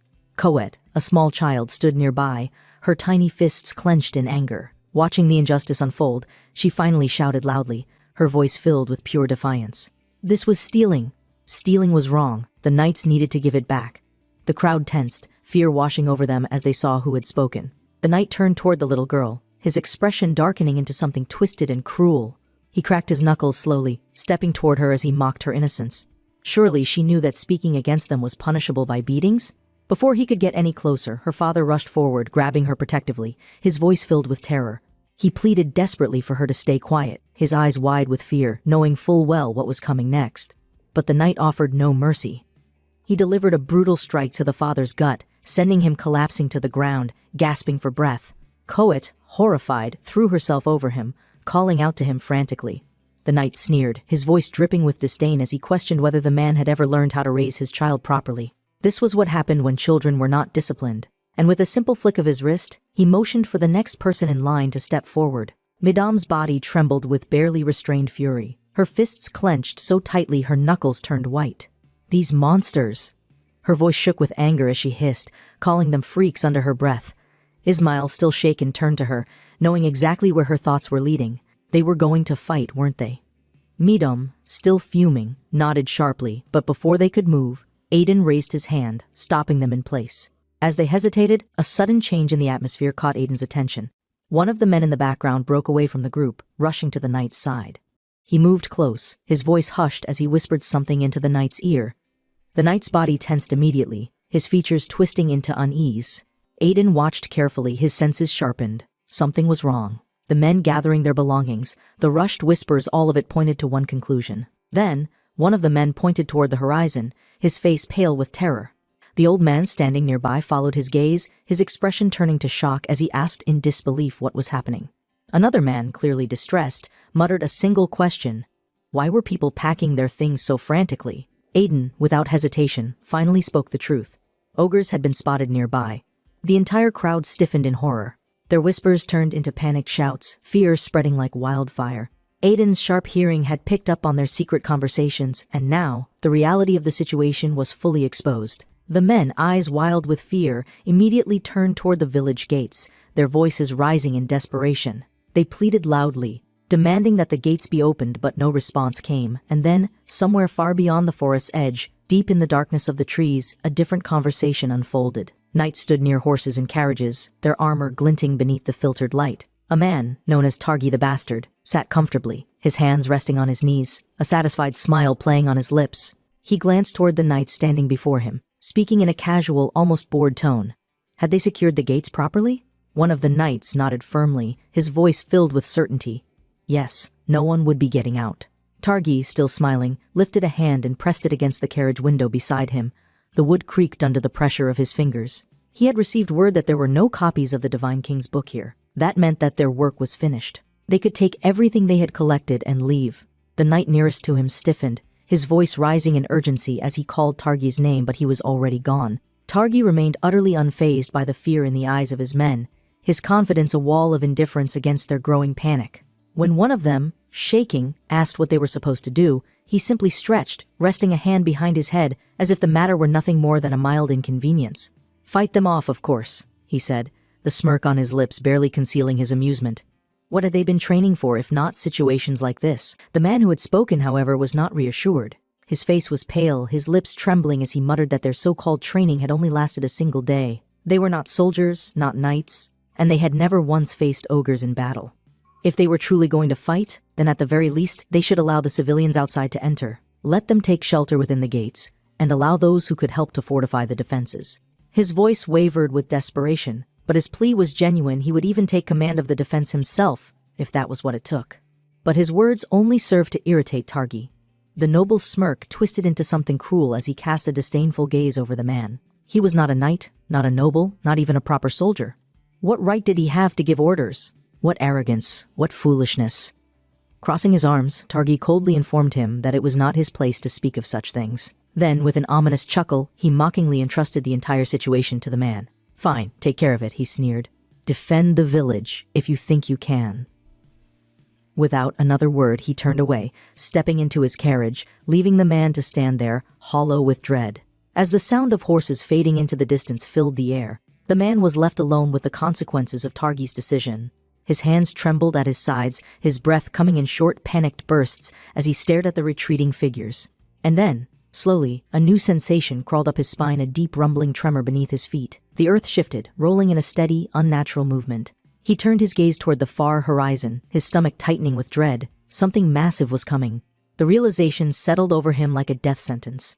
He and the others had been left as bait. They were never meant to survive this. His breath hitched as his fingers dug into his arms, a futile attempt to steady himself. Where were they being dragged? Would the ogres really devour them like animals? The thought sent him into a spiral of horror, his body curling inward, his legs drawn close to his chest. He did not want to die like this.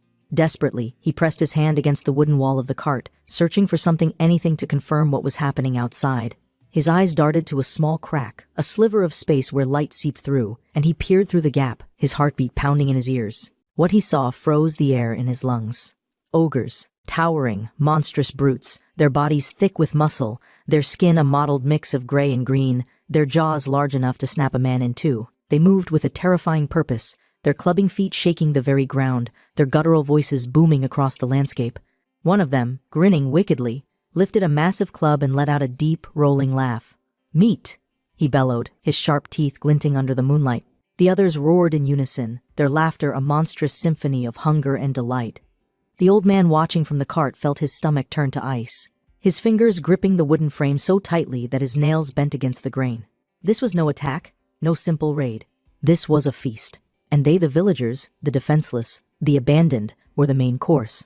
Meanwhile, at the village gates, Aiden and his companions stood their ground, prepared for what was to come. The torches lining the dirt path flickered against the cold night air as villagers hurried about, their hands clutching whatever weapons they could find: spears, axes, makeshift blades fashioned from farming tools. Aiden, his face unreadable, simply stated the truth. They were coming. Farther along the road, a woman turned back, her gaze falling upon Ismail. Without hesitation, she handed him a lantern, urging him to guide his uncle and sister well. There was a quiet urgency in her voice, the kind that carried the weight of unspoken fears. Ismail, grinning despite the tension in the air, accepted the task with confidence, promising that she needn't worry, he would take care of them. Aiden watched the exchange in silence, deep in thought. He had noticed something that had been growing increasingly apparent to him over time. People were much friendlier when he pretended to be blind. Some time ago, before the true battle had begun, a young man had stepped forward, raising his hand to rally the villagers.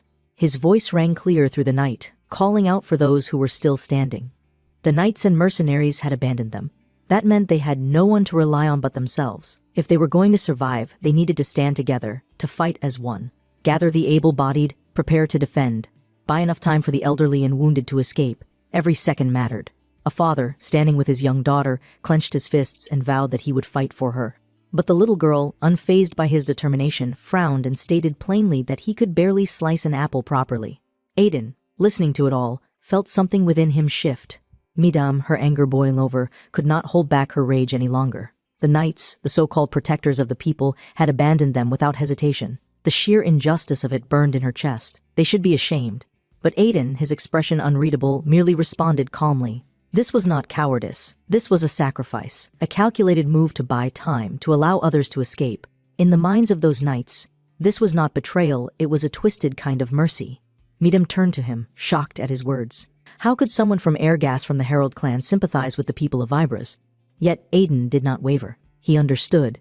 And in his understanding, he made his choice. Dark energy wrapped around his form, swirling like a shadow given life, and then he was gone. His staff struck the ground, standing in place where he had once been. Midam and Ismail, wide-eyed, called out in alarm.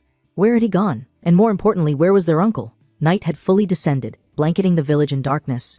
At the gates, the villagers stood, their makeshift weapons clenched in trembling hands. The air was thick with tension, the scent of sweat and fear mixing with the cold breeze.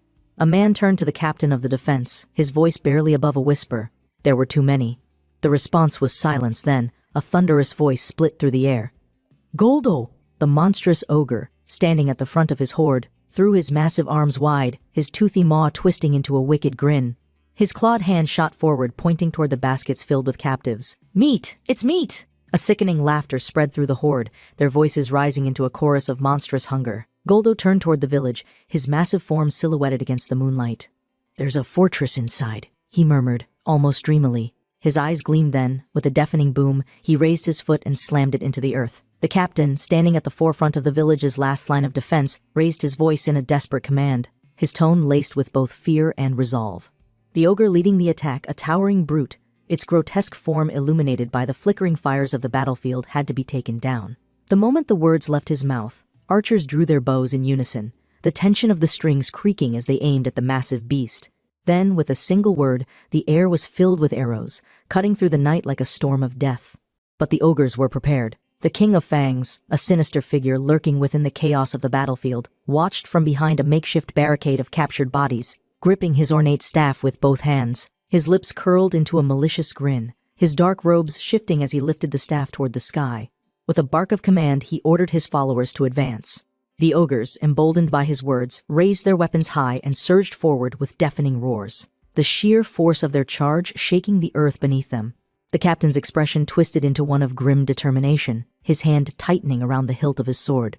He turned sharply, his voice cutting through the chaos, shouting for his men to defend the gate at all costs. Anyone who approached the walls was to be shot down on sight. But the ogres, clever in their brutality, had no intention of merely scaling the walls. One of them, a hulking mass of muscle and rage, lifted its shield, deflecting the hailstorm of arrows as though they were nothing more than raindrops. Another swung its enormous axe, the force of the strike sending a shuddering crack through the air. The wooden barricades trembled under the impact, splintering slightly but holding. Golda, standing amidst the chaos, grabbed a boulder, its weight insignificant in his massive hand, and with a grin, he hurled it straight toward the gates. The rock crashed into the walls with devastating force, sending shards of wood and stone flying in all directions. The villagers holding the barricades screamed in terror, their hands slipping from the wooden planks as the defenses began to crumble. The captain, wide-eyed, barked another desperate order: fire, but it was already too late. Aiden, watching from above, knew that hesitation would be their downfall. Without a moment's delay, he leaped from his vantage point, cutting through the air with precise speed. His target? The King of Fangs. With a sharp movement, he drove his boot into the cult leader's back, pinning him against the dirt with a force that sent a cloud of dust rising into the night sky.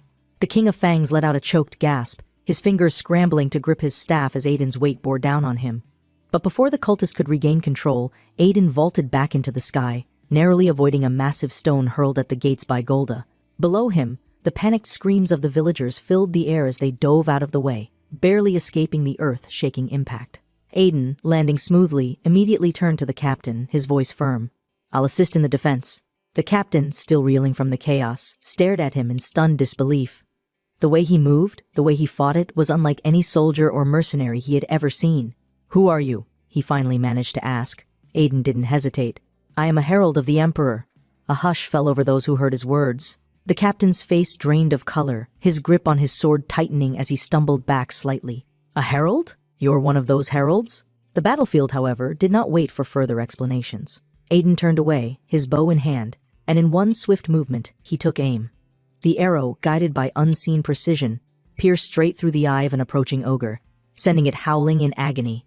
The brute's massive hand slammed into the ground, cracking the earth beneath it as smoke and dust billowed into the air. But its rage was undeterred.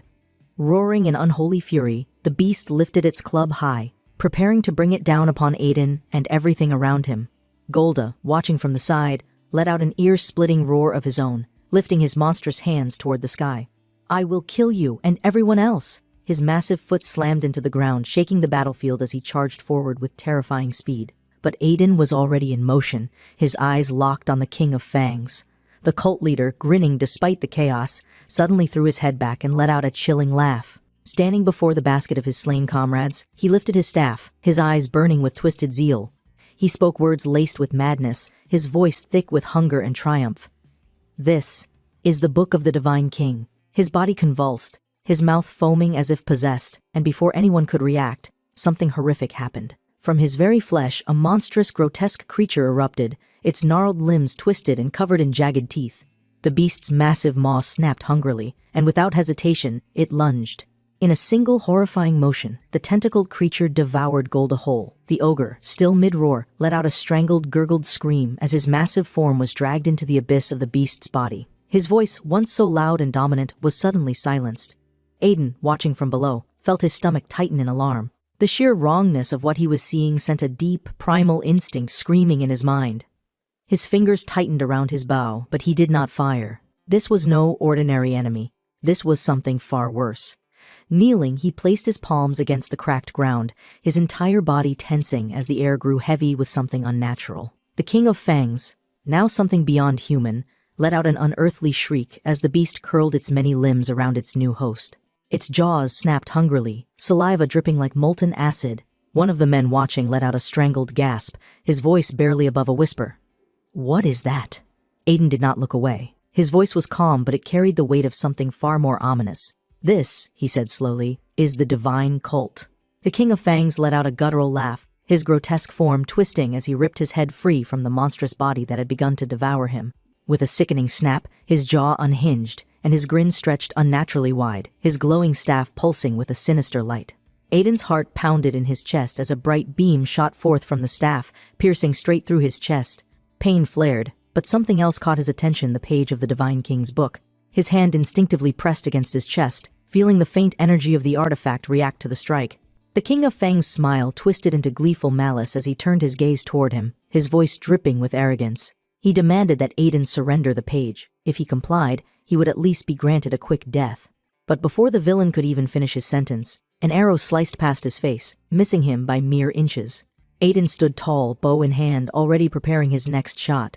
His expression remained unreadable, but inside, he was analyzing every detail. That beam of light, was it truly guiding them to the page? That meant this battle was no longer just about survival. This cult wasn't just here for chaos or destruction, they were after the Divine King's book. But why? What would these monstrous cultists even do with it? His mind raced through possibilities as a tentacle shot toward him, the foul smell of decay flooding the air. He dodged at the last second, rolling aside as the ground cracked beneath the sheer force of the attack. An ogre nearby, covered in thick drool and patches of slime, roared in frustration, its massive hands swinging wildly in rage. The King of Fangs, infuriated by Aiden's resistance, raised his staff once more, calling upon a surge of unholy energy. Aiden's body tensed as he landed near a broken sword, still embedded in the tentacle of one of the beasts.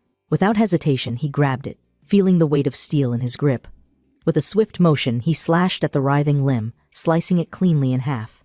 But the moment his blade met the creature's flesh, a sizzling noise erupted. His weapon corroded instantly, the metal melting from the acidic properties of the monster's body. Aiden grimaced as he tossed the ruined blade aside. Even steel couldn't hold against this thing's blood.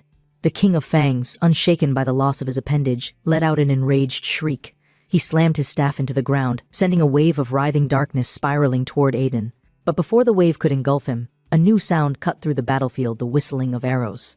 The captain of the village's defenders had given the order. The archers, despite their doubts about Aiden, had come to a collective decision deal with the monsters first. The church and its laws could come later, but if they didn't stop these things now, there would be no one left to enforce justice. A hailstorm of arrows rained down upon the battlefield, piercing into the tentacled monstrosity and embedding deep into the King of Fang's flesh. The monster howled, its deformed body twitching as the cult leader screamed in agony. Aiden, watching with a smirk, raised his own weapon. If they were going to give him arrows, he might as well put them to use. With expert precision, he notched one and let it fly, aiming directly for the wounded beast. But Aiden was far from done. He wouldn't just rely on arrows alone. Reaching down, he grabbed one of the severed fangs, the massive, jagged teeth that had once belonged to the now flailing monster. With a sharp grin, he hurled it straight at the King of Fangs, the projectile embedding itself deep into the villain's chest. The cultist gasped, his eyes wide with disbelief. How dare he? But Aiden's voice cut through his shocked silence, his words calm yet mocking. They were your fangs. I'm just giving them back to you.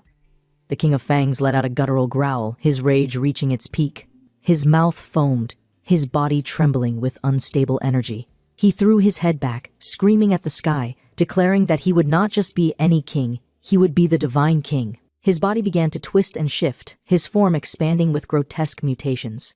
But Aiden was already one step ahead. With a flick of his wrist, he grabbed another severed fang, this one even larger than before.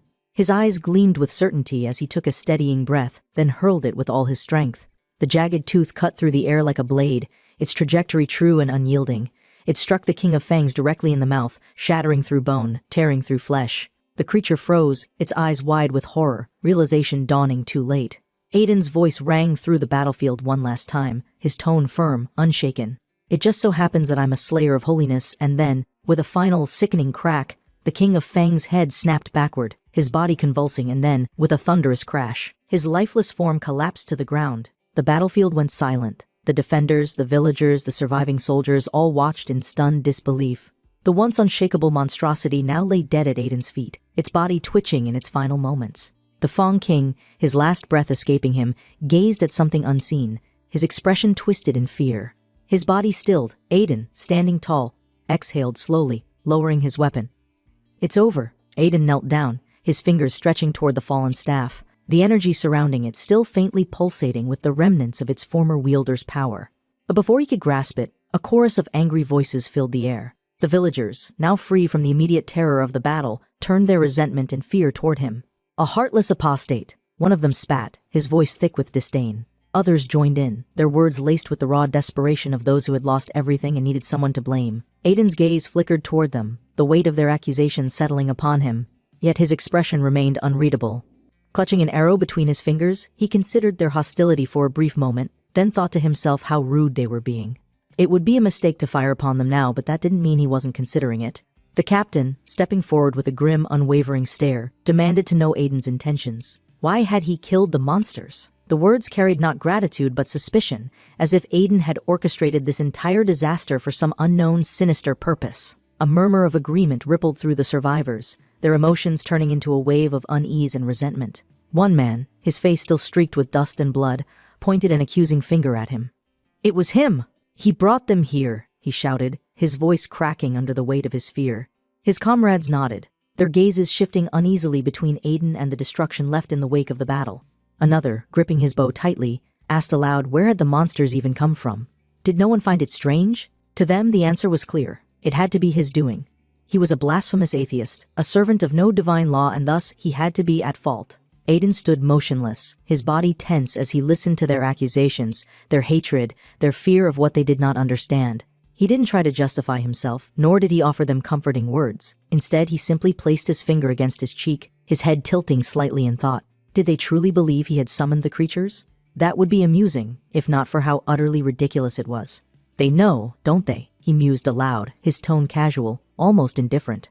He was only doing his job, fulfilling his duty for imperial gold coins. Some people used those very same coins to help them, and yet now they stood here condemning him. His words sent a wave of confusion through the gathered men. Their anger, though still present, wavered under the weight of his implication. The captain, brows furrowed in thought, looked toward the villagers. Someone had made a wish, a contract with the heralds for aid. 1 gold coin exchanged for his services. But who had done it? Who had called upon one of the heralds, knowing full well that such an act was considered heresy in the eyes of the royal church? The old man, his hands clenched against the splintered wood of a nearby fence, leaned forward, his voice sharp with fury. "Was it one of you?" he demanded. His gaze swept across the gathered survivors, but no one spoke. Aiden, watching the scene unfold, finally shrugged and offered a simple answer. "I can't say." The old man's teeth clenched audibly, his face twisting with anger. The tension grew thick. Some among them still wanted to fight him, still wished to strike him down for the crime of simply existing in a way they did not understand. Aiden let out a slow sigh, his patience wearing thin. "So, can I leave?" he finally asked, his voice light, almost mocking. Or did they wish to challenge him in the name of the royal church, the same noble-backed faith whose representatives had been the first to flee the moment the real danger appeared? One man, barely able to stand, snarled through bloodied lips, warning him not to defame their faith. Aiden raised a hand in mock surrender, his voice smooth as he agreed. "Of course. You're all faithful believers." There was no point in arguing with zealots. He turned away from them, his eyes settling on a wounded survivor who had collapsed to the ground, his body shaking as he wept from exhaustion and relief. Aiden studied him for a brief moment before sighing. "You should be grateful," he muttered, tilting his head. "You've been given a second chance." The man's body trembled violently, his sobs growing heavier. Without waiting for further conversation, Aiden vanished. The night stretched long and dark, the sky a canvas of swirling clouds as Aiden moved swiftly across the ruined landscape. His boots barely touched the ground, his movement as effortless as a shadow in flight. Smoke and dust still lingered in the air, remnants of the battle left behind. The Emperor's mouth, floating above him, broke the silence. "A gold coin?" the spirit asked, its tone edged with curiosity. That was a lie, wasn't it? Aiden's answer was instant, spoken without thought. Of course.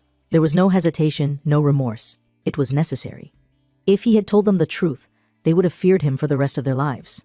He had given them an answer they could understand, something that fit within their limited worldview. The Emperor's mouth hummed, pondering his response. "Doesn't that anger you?" the spirit pressed. He had saved them, and yet they had treated him like a villain, a monster. But Aiden's voice remained calm, absent of anger or resentment. People are weak. He understood that far better than most. They respected him only when he pretended to be blind, only when he seemed harmless. It was no different from the villagers' actions earlier. They thanked him when it suited them, and cursed him when it didn't. That was simply the way things were. They deserved his gratitude, not his anger. He exhaled, rolling his shoulders as he continued his journey forward, exhaustion finally beginning to weigh on him. Not only had he traveled here for nothing, but he had also been forced to fight a monster for free. No gold coins, no reward, just another thankless task. What a waste. Then, in the distance, something caught his attention. A bright light, flickering gently. Familiar voices. He came to a halt, his eyes narrowing as the figures came into view. Ismail, smiling happily, waving toward him. Midam, standing nearby, her expression eager. "Aiden," Ismail called, his voice cheerful despite the night's horrors. Aiden sighed, his exhaustion momentarily forgotten. "Here we go again." Aiden draped the cloth over his shoulders, settling into the fabric with a slow exhale. His movements were relaxed, yet his sharp gaze lingered on the horizon, as if weighing the weight of unseen burdens. With a smirk, he remarked that life without a little bit of goodness was boring. Midam, standing nearby with her usual self-satisfied grin, scoffed at his words, countering that Ismail was just boring all on his own. Her confidence remained unshaken, despite the comrade in question calling out her name in protest, his tone carrying the same melancholy acceptance as always. Aiden turned, his fingers briefly adjusting his mask before pulling it free, exposing his unfazed expression. He eyed them both, and acknowledged their survival, noting that it seemed like the people had let them go without much resistance. Midam grinned, puffing her chest as she explained that the villagers had, at first, tried to stop them, claiming that they were too young to be dealing with monsters, even small ones. But as usual, Midam had insisted that they were more than capable, and eventually the people had left them alone. Ismail, ever the optimist, added enthusiastically that they were kind-hearted folks, even gifting them a torch for their journey, though, he admitted with a knowing look, had they known the truth about them being from Aris, things might have gone very differently. Before he could finish his thought, however, Midam cut him off, placing her hands on her waist with exaggerated pride. She declared that it was only natural that people would be drawn to them, especially her. After all, she was beautiful. Aiden, watching her antics with amusement, let out a chuckle. "Oh?" he mused, raising a brow. "Is that really the reason? Not because you're still just a child?"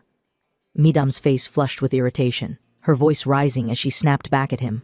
"I'm already 13, she argued, folding her arms stubbornly. "In the northern lands," she continued, "there was already a queen her age." Aiden, still unimpressed, merely held out a staff to her, cutting off whatever further argument she was about to make. She blinked in surprise, her curiosity piqued, before taking it with reverence. Her eyes sparkled with fascination as she asked, "Is this a magic staff?" Aiden confirmed it belonged to the imitator, watching as Midam's enthusiasm bloomed. She examined it closely, muttering to herself about how much effort it would take to truly understand its properties. But at the same time, she groaned about being completely exhausted. That was when a realization hit her, her expression lighting up with excitement. She turned to Aiden, her eyes bright and hopeful, asking if this meant he finally recognized her as his student. Aiden, half amused, half exasperated, waved off her eagerness, remarking that he was merely doing a favor for a fellow countryman. But Midam, ever persistent, pressed further, loudly declaring that in exchange, she wanted a favor from him. Aiden sighed, rubbing his temple before stating tiredly that she could inspect the staff tomorrow. Then, in a blur of motion, he leaped into a nearby tree, his figure swift and weightless. Midam, startled by his sudden departure, looked up in confusion and asked where he was going. Aiden, already turning his head to the side, answered simply but firmly. There was no time to waste, they needed to move. Midam, still processing his abruptness, furrowed her brow before asking, "Move where?" The commander stormed out of his tent, fury blazing. His voice echoed, demanding answers for the lost loot. He pointed angrily at his subordinate, accusing him of failure, shouting this was not part of their deal. The soldier trembled before their gathered ranks, voice cracking, explaining how they'd been ambushed with no warning or defense. The commander sneered, unrelenting in blame, insisting someone take responsibility while the troops stood frozen in silence. A calm voice answered, chewing quietly, "If you say so, then it must be my fault." Silence followed. The commander ordered 2 soldiers to follow tracks. He was done playing games with incompetent fools. The dark-haired man calmly agreed, but revealed something worse. One of his personal belongings had vanished as well. With tension rising, the commander demanded clarity. The man's eyes narrowed as he simply said, "Can't tell you." The commander scoffed, dismissing its importance. If it wasn't worth mentioning, it couldn't be worth retrieving either. Turning away, the man requested orders for the next village. He planned to find the thief himself. The commander, growing irritated, warned the man not to make things harder than they already were. The subordinate frowned, questioning why he had to obey, accusing the commander of giving unreasonable orders again. A smirk spread across the man's face. His tone darkened. "That's fine. I'll do it myself," he whispered coldly, threatening to attack the next village and blame it entirely on the commander's authority. In a flash, he grabbed the commander by the throat, rage finally breaking through his calm surface. With no hesitation, he stabbed the commander. Shock rippled through the camp as blood stained his chest. Staggering back, the commander clutched the wound, calling the attacker a bastard with his last strength. Soldiers froze, horrified. As their captain collapsed, none dared move, while the dark figure stepped forward again. The man smiled grimly, assuring them not to worry. The dagger had been enchanted by a witch. A strange mark glowed on the commander's body. Dark magic spread like roots, twisting him unnaturally inside. From the cursed mark, a monstrous spider emerged, pulsing with violet energy, legs twitching with deadly intent. The commander screamed in agony, the creature digging deeper. Soldiers recoiled, horror flooding their pale faces. The dark-haired man turned calmly, saying the spider's effect would keep the commander alive for now. The commander howled, staggering up, demanding answers, his voice trembling as corruption overtook his body. He raised his arm, trembling violently. Something was changing beneath the surface, and it wasn't under control. The commander's eye glowed violently. He screamed as power surged inside, his body no longer his own. He collapsed, convulsing unholy energy twisting through his limbs, the corrupted spider completing its grip on him. The man crouched beside him, whispering that this was only the beginning of something far worse. He revealed the truth. The commander now belonged to him, a puppet bound to serve completely. The commander struggled up, trembling, eyes wide, finally asking what his captor truly wanted from him now. Nearby soldiers watched in fear, unsure whether to intervene or run from the terrifying display unfolding. The commander gasped, coughing blood, kneeling as the man's will crushed him with silent pressure. With a cold gaze, the man declared his next move: attack the public stage station immediately. He would reclaim what was his and seize the thief who dared interfere with his possessions. Far away, unaware of the danger approaching, the thief traveled alone along a peaceful mountain road. Beneath a lone tree, two young travelers rested peacefully, unaware of the threat rapidly approaching behind them. A sharp voice cut through the morning breeze, announcing the time and demanding they wake immediately. Startled, the blonde girl yawned and stretched her tired expression, showing she'd barely slept through the night. She sat upright beside the boy and their beast, blinking slowly as the owl watched silently. Noticing his stillness, she leaned closer, concern rising. Something about Azadin's silence felt wrong this time. Azadin stood, puzzled. When the girl suddenly asked, "Did you always have two shadows before?" He turned, surprised. "No," he replied, recalling the merchant camp theft and the strange events since. The girl pulled out a wrapped object, explaining it was what the stolen merchant had dropped. She handed it to Azadin, requesting he examine it, suspecting it was cursed or something worse. Azadin nodded and focused, summoning faint blue energy as he began to inspect the mysterious artifact. Azadin concentrated on the artifact while the girl asked gently, "Do you see anything inside it?" A surge of magic responded. In his mind, swirling green and black energy formed a chaotic vision. He explained the color's meaning. It wasn't red mana, which meant the artifact wasn't bound to humans. Focusing deeper, Azadin identified its purpose with growing certainty. The artifact had been created for one reason. "It's searching," he said quietly, raising his head. "It's meant to track someone, and it's still active." Another companion examined the artifact, noting it was delicate, something easily broken with a single sharp strike. Still, Azadin insisted the creator was skilled.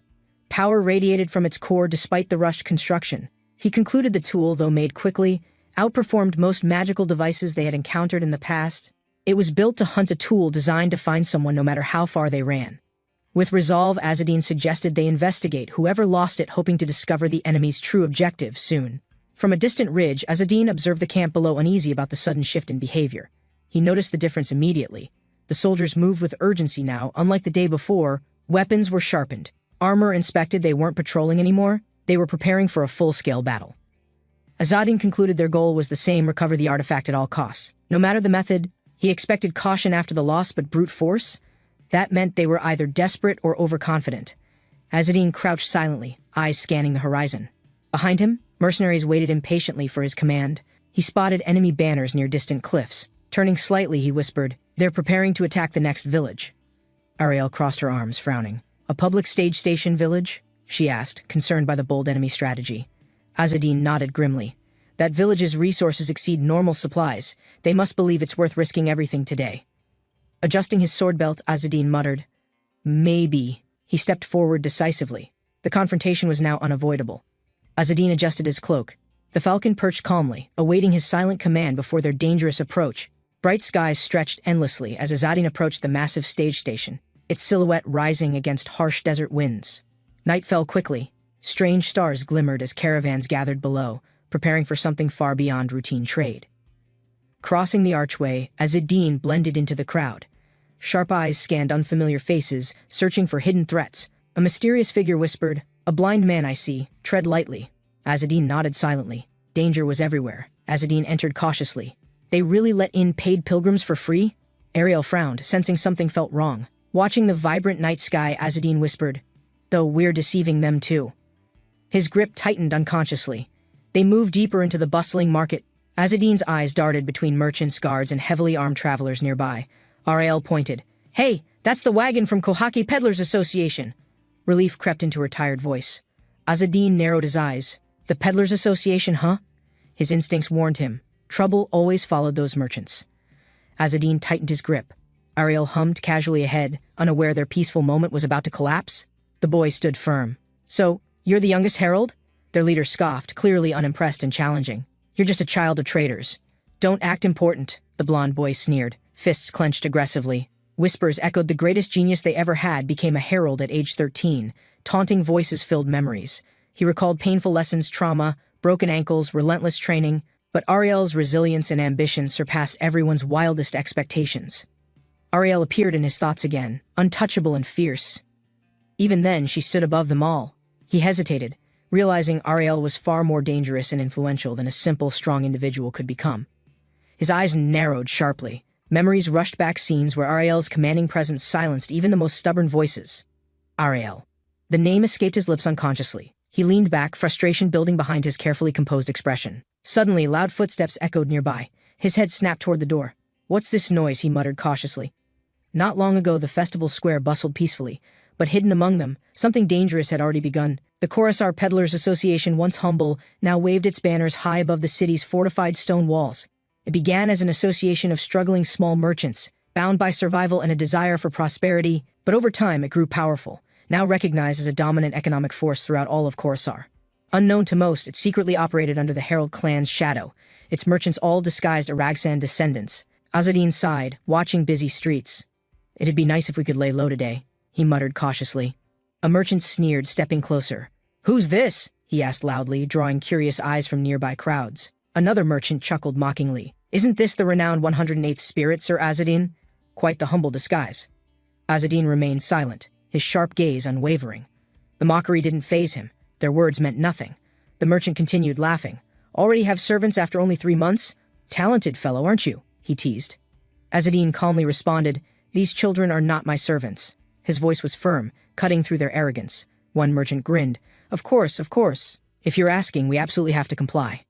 Mocking further, he added, "Exchange for this rich man's will. Got any Blue River arrowheads available?" Leaning closer, the merchant sneered. "Aren't you that weakling who became herald through special recommendations despite failing training?" Another voice laughed. "Must have stolen wealth somewhere. What a herald. Need clothes too? Borrow some rags." Azzedine clenched his fists. "This is pretty bad." Nearby, Ariel calmly handed over a clean change of clothes. Azzedine calmly took the offered clothes. His voice remained even. "Don't force me to embarrass you." He exhaled slowly. "Could you cut the childish pranks? I don't exactly want to beat you." One thug laughed. "Ha! You think we're acting like servants because you're oh so great?" His friends jeered. Another stepped forward. "You'd never become a herald without luck. Fight me properly if you're feeling bold." A challenger smirked. "Or are you scared of the duel's risks?" His stance made clear, challenge issued. Ariel stepped forward confidently. "You sure feel good running your mouths off," she said, smiling without fear. Azzedine sighed. "The day's barely started." "That sounds like something someone like you would say." The thug scoffed. He couldn't take a single punch. "You're blind, little miss," he mocked arrogantly. Ariel's expression didn't change. "Ah, is that so?" She raised her arm and magic erupted instantly without warning. A searing strike slammed down. One thug was thrown back violently, eyes wide with shock as others screamed. "Wait, what are you doing, little miss?" The thug stammered, eyes wide as Ariel stepped closer calmly. She sneered. "Little miss? Do you not understand what kind of situation you're currently trapped in?" Sword pressed against his throat, she whispered, "Prove yourself. Stop whining and demonstrate your so-called superiority now." The thug gulped nervously. "No, we didn't mean." His bravado quickly dissolved under mounting pressure. Nearby thugs instinctively stepped back, feet shuffling uneasily. The fight they expected wasn't unfolding as they'd imagined. Azzedine flinched, sensing an unexpected presence. Someone familiar had just arrived, disrupting the tense atmosphere immediately. Ariel reacted swiftly, disarming the thug without hesitation. Her movements were sharp, practiced, and left no openings. Clapping lightly, the newcomer spoke. Now, it seems things have gotten a little too heated here." Azzedine narrowed his eyes. "Long time no see, Azzedine," the man said, wearing an unreadable expression. "Right," Azzedine replied flatly. His mind raced, already calculating possible outcomes from this unwanted reunion. The man smiled politely. "Your name?" he asked. Ariel answered coldly, medium of ether, standing her ground. "I'm Derek of Sion," he continued smoothly. "I'll apologize for my comrade's behavior. Please, let's avoid bloodshed." Ariel scoffed, clearly unimpressed. Despite his words, her sword remained drawn, unwavering before the cowardly attackers. Without hesitation, Ariel struck the ground forcefully. Tension exploded. The fight was closer to erupting than calming. One thug shouted, "I already got my blood spoiled, I'm telling you." Another sneered, "Just spit on it." Derek ordered firmly, "Pito, Kosarak, devote yourselves to the association's duty." They nodded obediently. "Yes, understood." Derek smiled faintly. "Azzedine, join me. Let's share dinner together." Azzedine frowned slightly, thinking, "Why bother?" The night sky darkened. Azzedine sighed quietly and accepted, answering simply, "Understood," before preparing himself mentally. Inside his tent, Azzedine dried his hair. "I feel refreshed after soaking in a bath again." A familiar voice called from outside, "Azzedine." His shoulders tensed immediately, recognizing that unmistakable tone without hesitation. Derek sat comfortably. "Even if it's about your birth, Ariel is still highly revered, isn't she?" He continued. "Anyone daring to insult Ariel immediately faces consequences. Her influence ensures silence among the reckless." Azzedine dried his hair slowly. "Ariel has her own way of handling things," he admitted without hesitation. Derek chuckled. "You're truly an odd person," he remarked, observing Azzedine's calmness despite such heavy circumstances. "That's why you should hurry and convince Midian. Resolve this quickly before unnecessary problems begin forming. Azadine exhaled slowly, stepping out into the cool night air, tension lingering faintly across his shoulders. The tent lights glowed softly under the twilight sky. Tonight's conversations promised to be far from simple. A simple dinner awaited, despite its modest appearance. Azadine knew every bite carried hidden expectations tonight. Huh? Azadine snapped back to attention, realizing he had completely missed Derek's earlier question. Derek leaned closer. I was asking, have you heard anything about Ariel? Azadine stammered nervously. No, I haven't. Derek sighed loudly. You sure talk little, he complained, swirling his wine impatiently while watching Azadine closely. Well, considering her abilities, she's not someone worth worrying over, Azadine answered calmly, keeping his tone measured. Derek leaned forward. Unbelievable. You even attacked association members earlier. What exactly are you thinking, Azadine? He demanded. Frustrated, Derek slammed the fruit basket down. Start talking about your results already. His patience had clearly worn thin. Azadine smirked faintly. I'm doing my work properly. I'm collecting gold coins too, he answered, completely unfazed. Azadine scoffed. Screw that, Derek. Just look at this, he said, casually placing the wand forward. Have you ever seen anything like this? Azadine asked, holding it up confidently for inspection. Derek nodded. I have. Kurt Godwin's knights use that to search for the Book of Divine Kings. Derek leaned back. Anyway, nice find, but bringing the actual book would have been far better for everyone involved. Azadine smirked faintly, fingers tapping the table. I did, though. His calm voice immediately silenced the entire room. Derek stood abruptly, shocked. What? His eyes locked on Azadine, panic quickly overtaking his calm demeanor. Azadine smirked faintly. I guess all the other heralds came back empty-handed, huh? He said confidently. Derek's expression turned desperate. His hand shot out, reaching toward the precious item Azadine casually held aloft. Azadine, hand the copy over, Derek demanded, voice strained with urgency as his composure completely crumbled. Azadine tilted his head playfully, completely unfazed by the pressure. His smile hinted at hidden intentions. Evening settled over the bustling camp. Azadine's calm figure quietly slipped through unnoticed among distracted merchants. With perfect timing, he vanished between tents. His movements remained smooth despite carrying a noticeable heavy burden. Azadine! Derek's furious shout echoed, startling birds and drawing attention from every corner of the camp. Ariel raised her brows, amused. Azadine merely shrugged, already anticipating Derek's next desperate, predictable outburst. Derek panted heavily, completely out of breath. Meanwhile, Azadine nonchalantly continued enjoying his apple, calm and unaffected. Derek growled. We'd protect the copy of the book better than someone as powerless as you? Azadine stayed composed. Derek, don't you think protecting it would be harder for you, not me? Azadine calmly added. One of Margrave Kale's bastard sons approaches, bringing heretics loyal to Kurt along. Derek sneered. Ha! Do you think we'd lose against them? I'm still a former herald. Azadine took another bite of his apple. That's the problem, he muttered, unimpressed by Derek's arrogance. Derek crossed his arms. That's not important. Protecting the book's copy is what really matters now, he pointed dismissively. Plus, you're much weaker than Ariel. You should understand your place, Azadine. Azadine sighed. You're referring to when we were all kids. Things were very different back then. Back then, Ariel dominated every challenge effortlessly. She stood alone, unmatched even by older, more experienced heralds. By 13, Ariel had already surpassed warriors twice her age. Her terrifying potential was undeniable to everyone. Azadine stood abruptly, brushing past Derek. I'll just leave first, he said without waiting for permission. Derek slammed the table. That'd be for the best, he shouted, his pride clearly wounded beyond repair. You arrogant little. I'm your senior, you know, Derek yelled, frustration boiling over despite Azadine's indifference. A scout burst in, panicked. Sir, we have a problem. The Eastern Gate, something's happening over there. Earlier that evening, tension built quietly. At the eastern post-town gates, unexpected trouble was already unfolding. The guard noticed movement.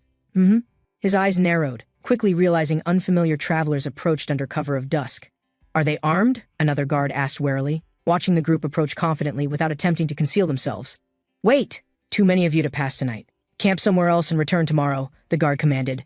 One mercenary chuckled. Haha, good work, Sir Gerund, he said, clearly amused by the overly formal exchange. Smiling slyly, the mercenary offered a heavy pouch. Take this as gratitude for your hard work, sir. The guard hesitated, worry flashing across his eyes. He understood clearly things might spiral beyond their control. If something goes wrong, we'll both end up priests in the king's church. We're in together. The mercenary smirked. Well, if you say so. He raised his hand casually, pretending agreement. Without warning, a blade flashed. Blood splattered instantly. The guard never finished his sentence before collapsing lifelessly. Panic erupted. Soldiers scrambled backward as the mercenaries seized full control. Eyes cold and expressions ruthless. Shock consumed the guard's face before his body hit the ground, blood spilling across the stone floor.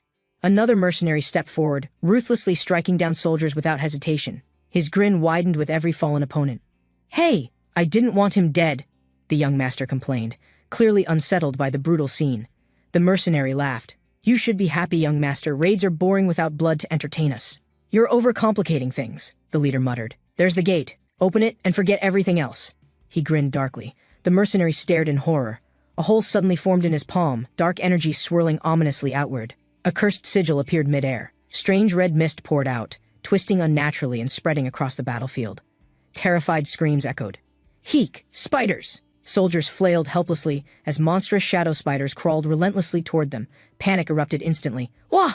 One mercenary slapped wildly at his chest, horrified by hundreds of venomous spiders swarming. "Help!" Desperate cries filled the air, but the shadow spiders overwhelmed them mercilessly, leaving only chaos behind. The young master gasped, clutching his chest. A strange energy swirled rapidly through his trembling body. Dark figures emerged from the mist. One stepped forward confidently, announcing, "I'm full of power now." Sweat dripped down the young master's face. You're a curt heretic," he whispered in growing horror. The heretic smirked.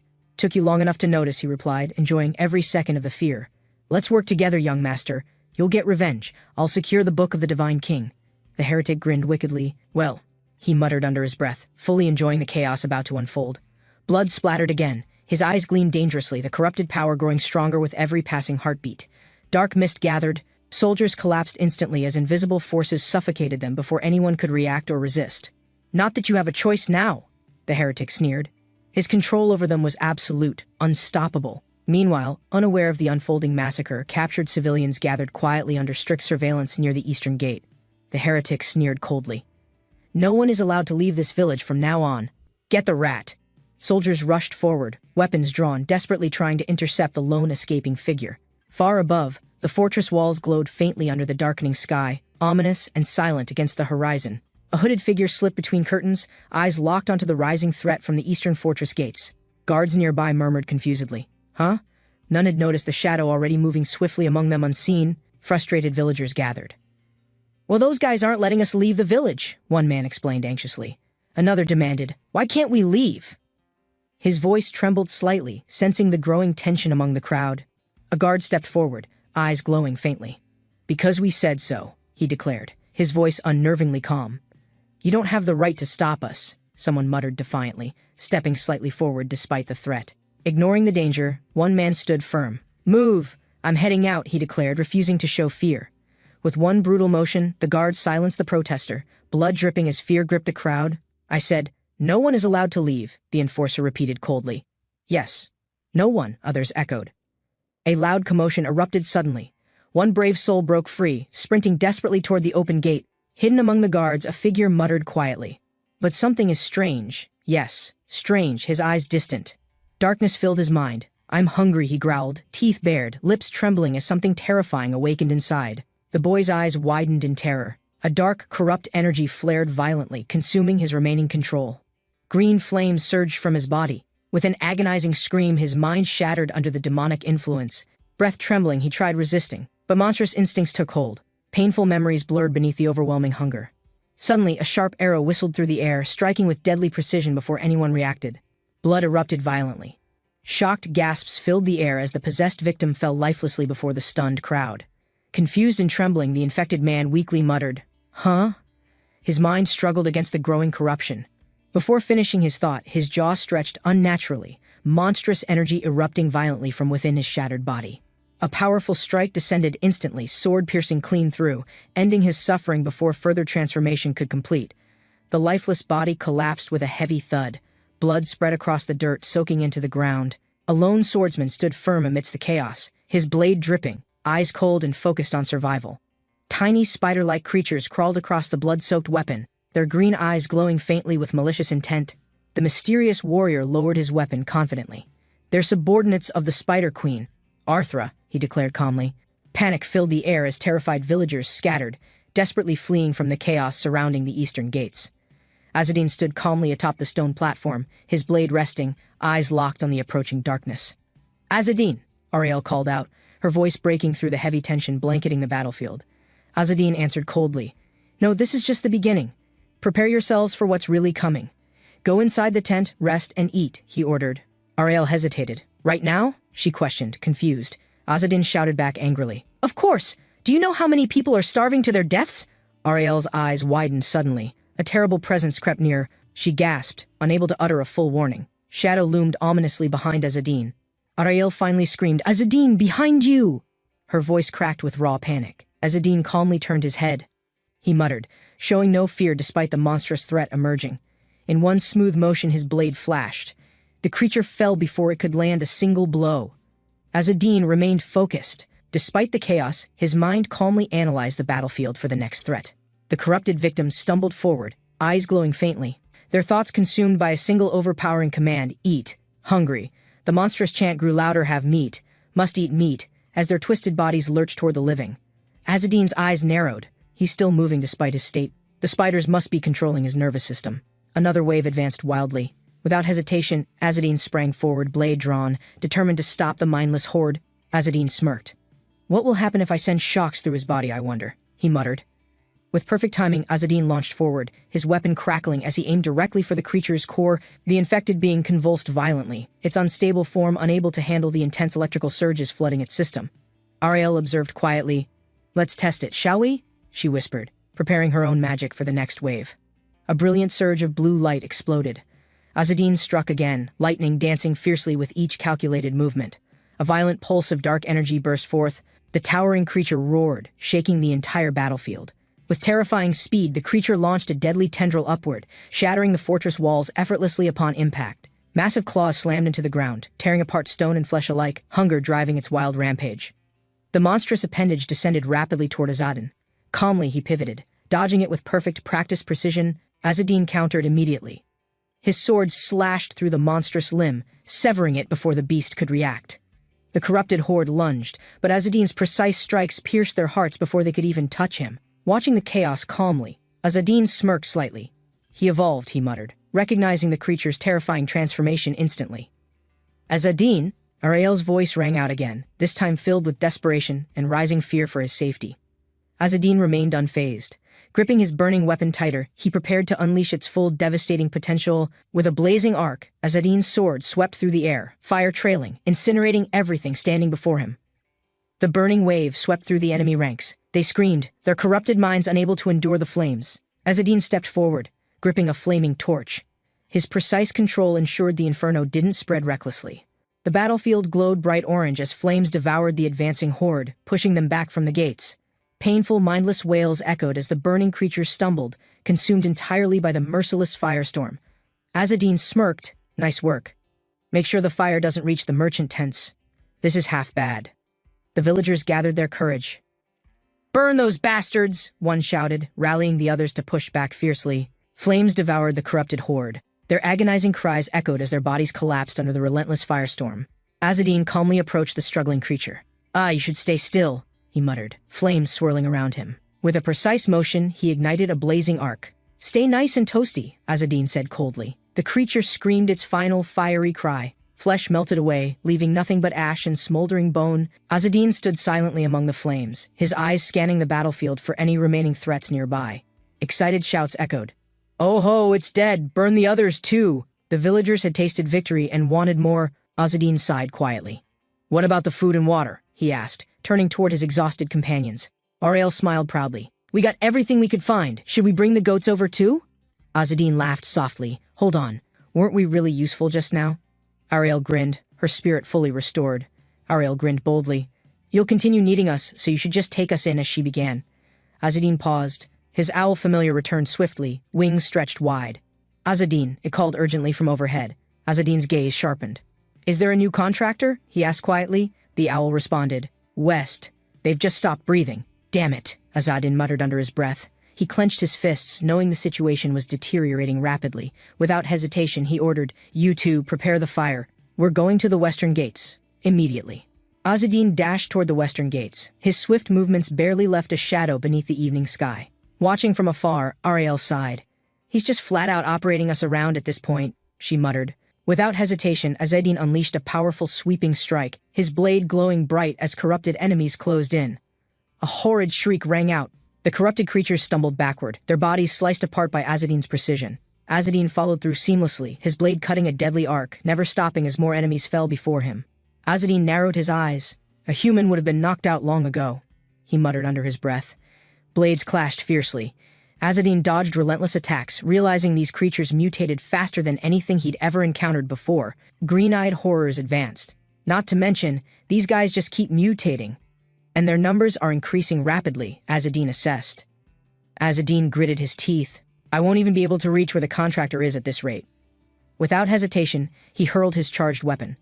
Lightning surged violently through the air toward its next target. Lightning surged from Azadine's spear, crackling wildly as the energy engulfed the monstrous creature completely, immobilizing it instantly. The creature collapsed violently, sending shockwaves across the battlefield. Azadine's silhouette stood firm amidst the blinding electric storm. Ariel cheered loudly, her excitement overflowing. I knew it. Lightning would be effective considering their fire weaknesses, she declared. Azadine heard someone cry out, Midiam! Concern rushed through the ranks as everyone's attention shifted toward the injured. Azadine remained quiet, his eyes narrowing slightly. He turned toward the horizon, sensing something far more dangerous approaching. Azadine calmly admitted, Midiam, you're skilled, truly an ether. His words brought hope to her determined heart. Before she could celebrate, Azadine continued, but don't push nature's gift. Go rest before it consumes you. Watching quietly, someone thought, Midiam is pushing herself this hard, just to be accepted by him. A soldier questioned Azadine, wasn't the contractor already dead? Azadine nodded, his expression unreadable against the glowing fire. Then why are you doing all this? The soldier asked, confused by Azadine's relentless determination. Azadine stood over the smoldering corpse, thinking grimly, I can't leave without checking for their origin. He turned toward Midiam. Burning them endlessly won't solve this. There's always a limit to fire. Midiam lowered her weapon, agreeing softly, You're right. Her gaze followed Azadine as he confidently stepped forward. Azadine's eyes darkened with resolve. That's why I intend on killing their leader instead. This ends tonight. Flames consumed the western gate as terrified screams echoed. Civilians fled, while the fortress collapsed behind them. A lone man turned, shielding a child behind him, face stricken with panic as shadows loomed closer. He was tackled to the ground, limbs thrashing wildly, but the beast's fangs were already sinking in. Bones cracked under pressure. A soldier watched silently, arms crossed, as gore splattered across broken cobblestones. Are you sure this is all right? The blond man asked, uneased by his companion's calm. Lars watched calmly as broken limbs cracked nearby, while Elric nervously questioned the plan's actual intent. The crunching noise worsened. Echoing through the street, a faint groan came from deeper in the alley. A bystander with silver hair winced, barely able to watch, overwhelmed by the chaos and blood around him. Elric forced a grin, replying that the outcome differed from expectations, but progress was still being made. The silver-haired man yelled, warning the chaos would scare off the thief instead of flushing him out. A savage beast mauled its victim, tearing flesh with brutal force while firelight flickered across blood-stained ground. Bones snapped under crushing jaws, the ground stained deep red, a strange symbol beginning to form beneath. Suddenly, Lars struck the creature down with a swift blow, forcing silence upon the chaos it caused. Elric stared at the mark, voice tight with confusion, demanding to know what it meant. Lars replied grimly it was the summoning mark used to call forth the demon of the gold coin. Lars stepped forward, stating calmly that someone had summoned the demon using the forbidden summoning sigil. Kneeling beside the body, he muttered that others must be after the compendium as well. With a grim smile, he suggested the thief might not be random but sent with purpose. Elric asked cautiously if Lars planned to confront them, sensing a dangerous intent behind his calm tone. Lars chuckled, stating that fate favored him. If they summoned a messenger, it would come to him willingly. A sudden flash erupted in front of Elric, a glowing object shot straight toward his chest. Lars raised his arm and caught the projectile midair without flinching, eyes locked on the origin. Dark energy snapped from the weapon's surface as Lars gripped it tighter, sensing a familiar presence. He turned without hesitation, body already moving toward the new threat hidden just beyond the torchlight. His expression changed, focused and eerily calm, as violet energy pulsed through his fingers. Weapon firmly in hand, dark tendrils burst from Lars's head, piercing the sky as cursed energy surged violently through him. He laughed coldly, declaring the thief must answer whether he was messenger, betrayer, or something worse. The energy snapped outward. A monstrous transformation began as the body contorted and limbs split unnaturally. Now fully changed, Lars grinned, wide eyes glowing. Body monstrous, unshaken, even with a blade drawn at his throat. A shadowed figure dashed toward him from behind, blade ready, speed unmatched even in the burning chaos. The attacker's blade slashed across Lars's back, sparks flying as the demon host stumbled but didn't fall. Blood dripped from his face, but Lars smirked, eyes fixed on the one who'd landed the hit. The masked fighter scoffed, calling Lars a heretic, his tone steady, his blade still drawn without hesitation. Steel clashed with energy, the two forces collided with power, as the next duel exploded into motion.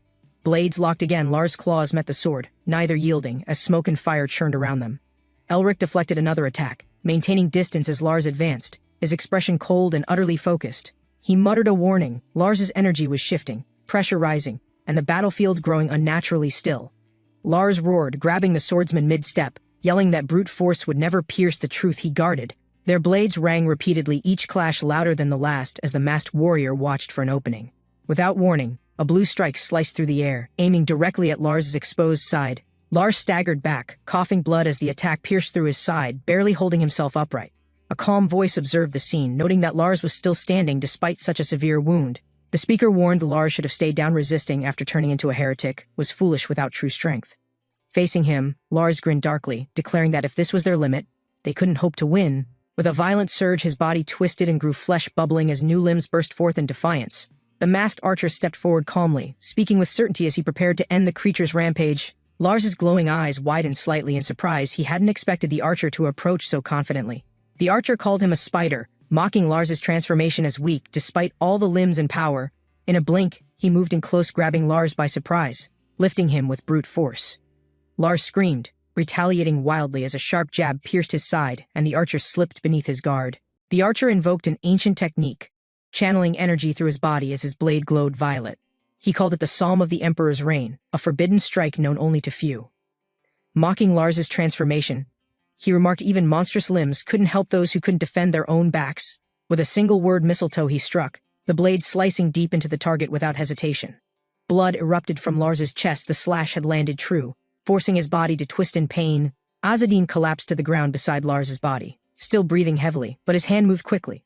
He looked up and panicked, shouting for the swordsman to stop before doing anything reckless or final. Azadin begged for a pause, claiming the man couldn't kill him. He was just a messenger, nothing more. Frantic, he rummaged through his satchel, insisting he had proof that could change the entire situation. With trembling hands, he held up a heavy pouch, shouting that it contained the Emperor's gold. Azadin, breathless, clutched the coin and shouted his wish with desperate certainty, hoping it would work. The masked warrior stared in silence, while Azadin trembled and muttered in awe, "My body." It responded. Grinning wildly, Azadin recalled the promise. The Emperor's gold could control the messenger clan's power directly. The archer warned him coldly, gold alone meant nothing unless paired with a proper and true request. Azadin tossed the coin into the sigil, and it ignited golden light pulsing from within the triangle. Azadin screamed, declaring his intent boldly. He wished to become the official seeker of the gold. A glowing voice responded from above, wings unfurling as it accepted his request to become a seeker.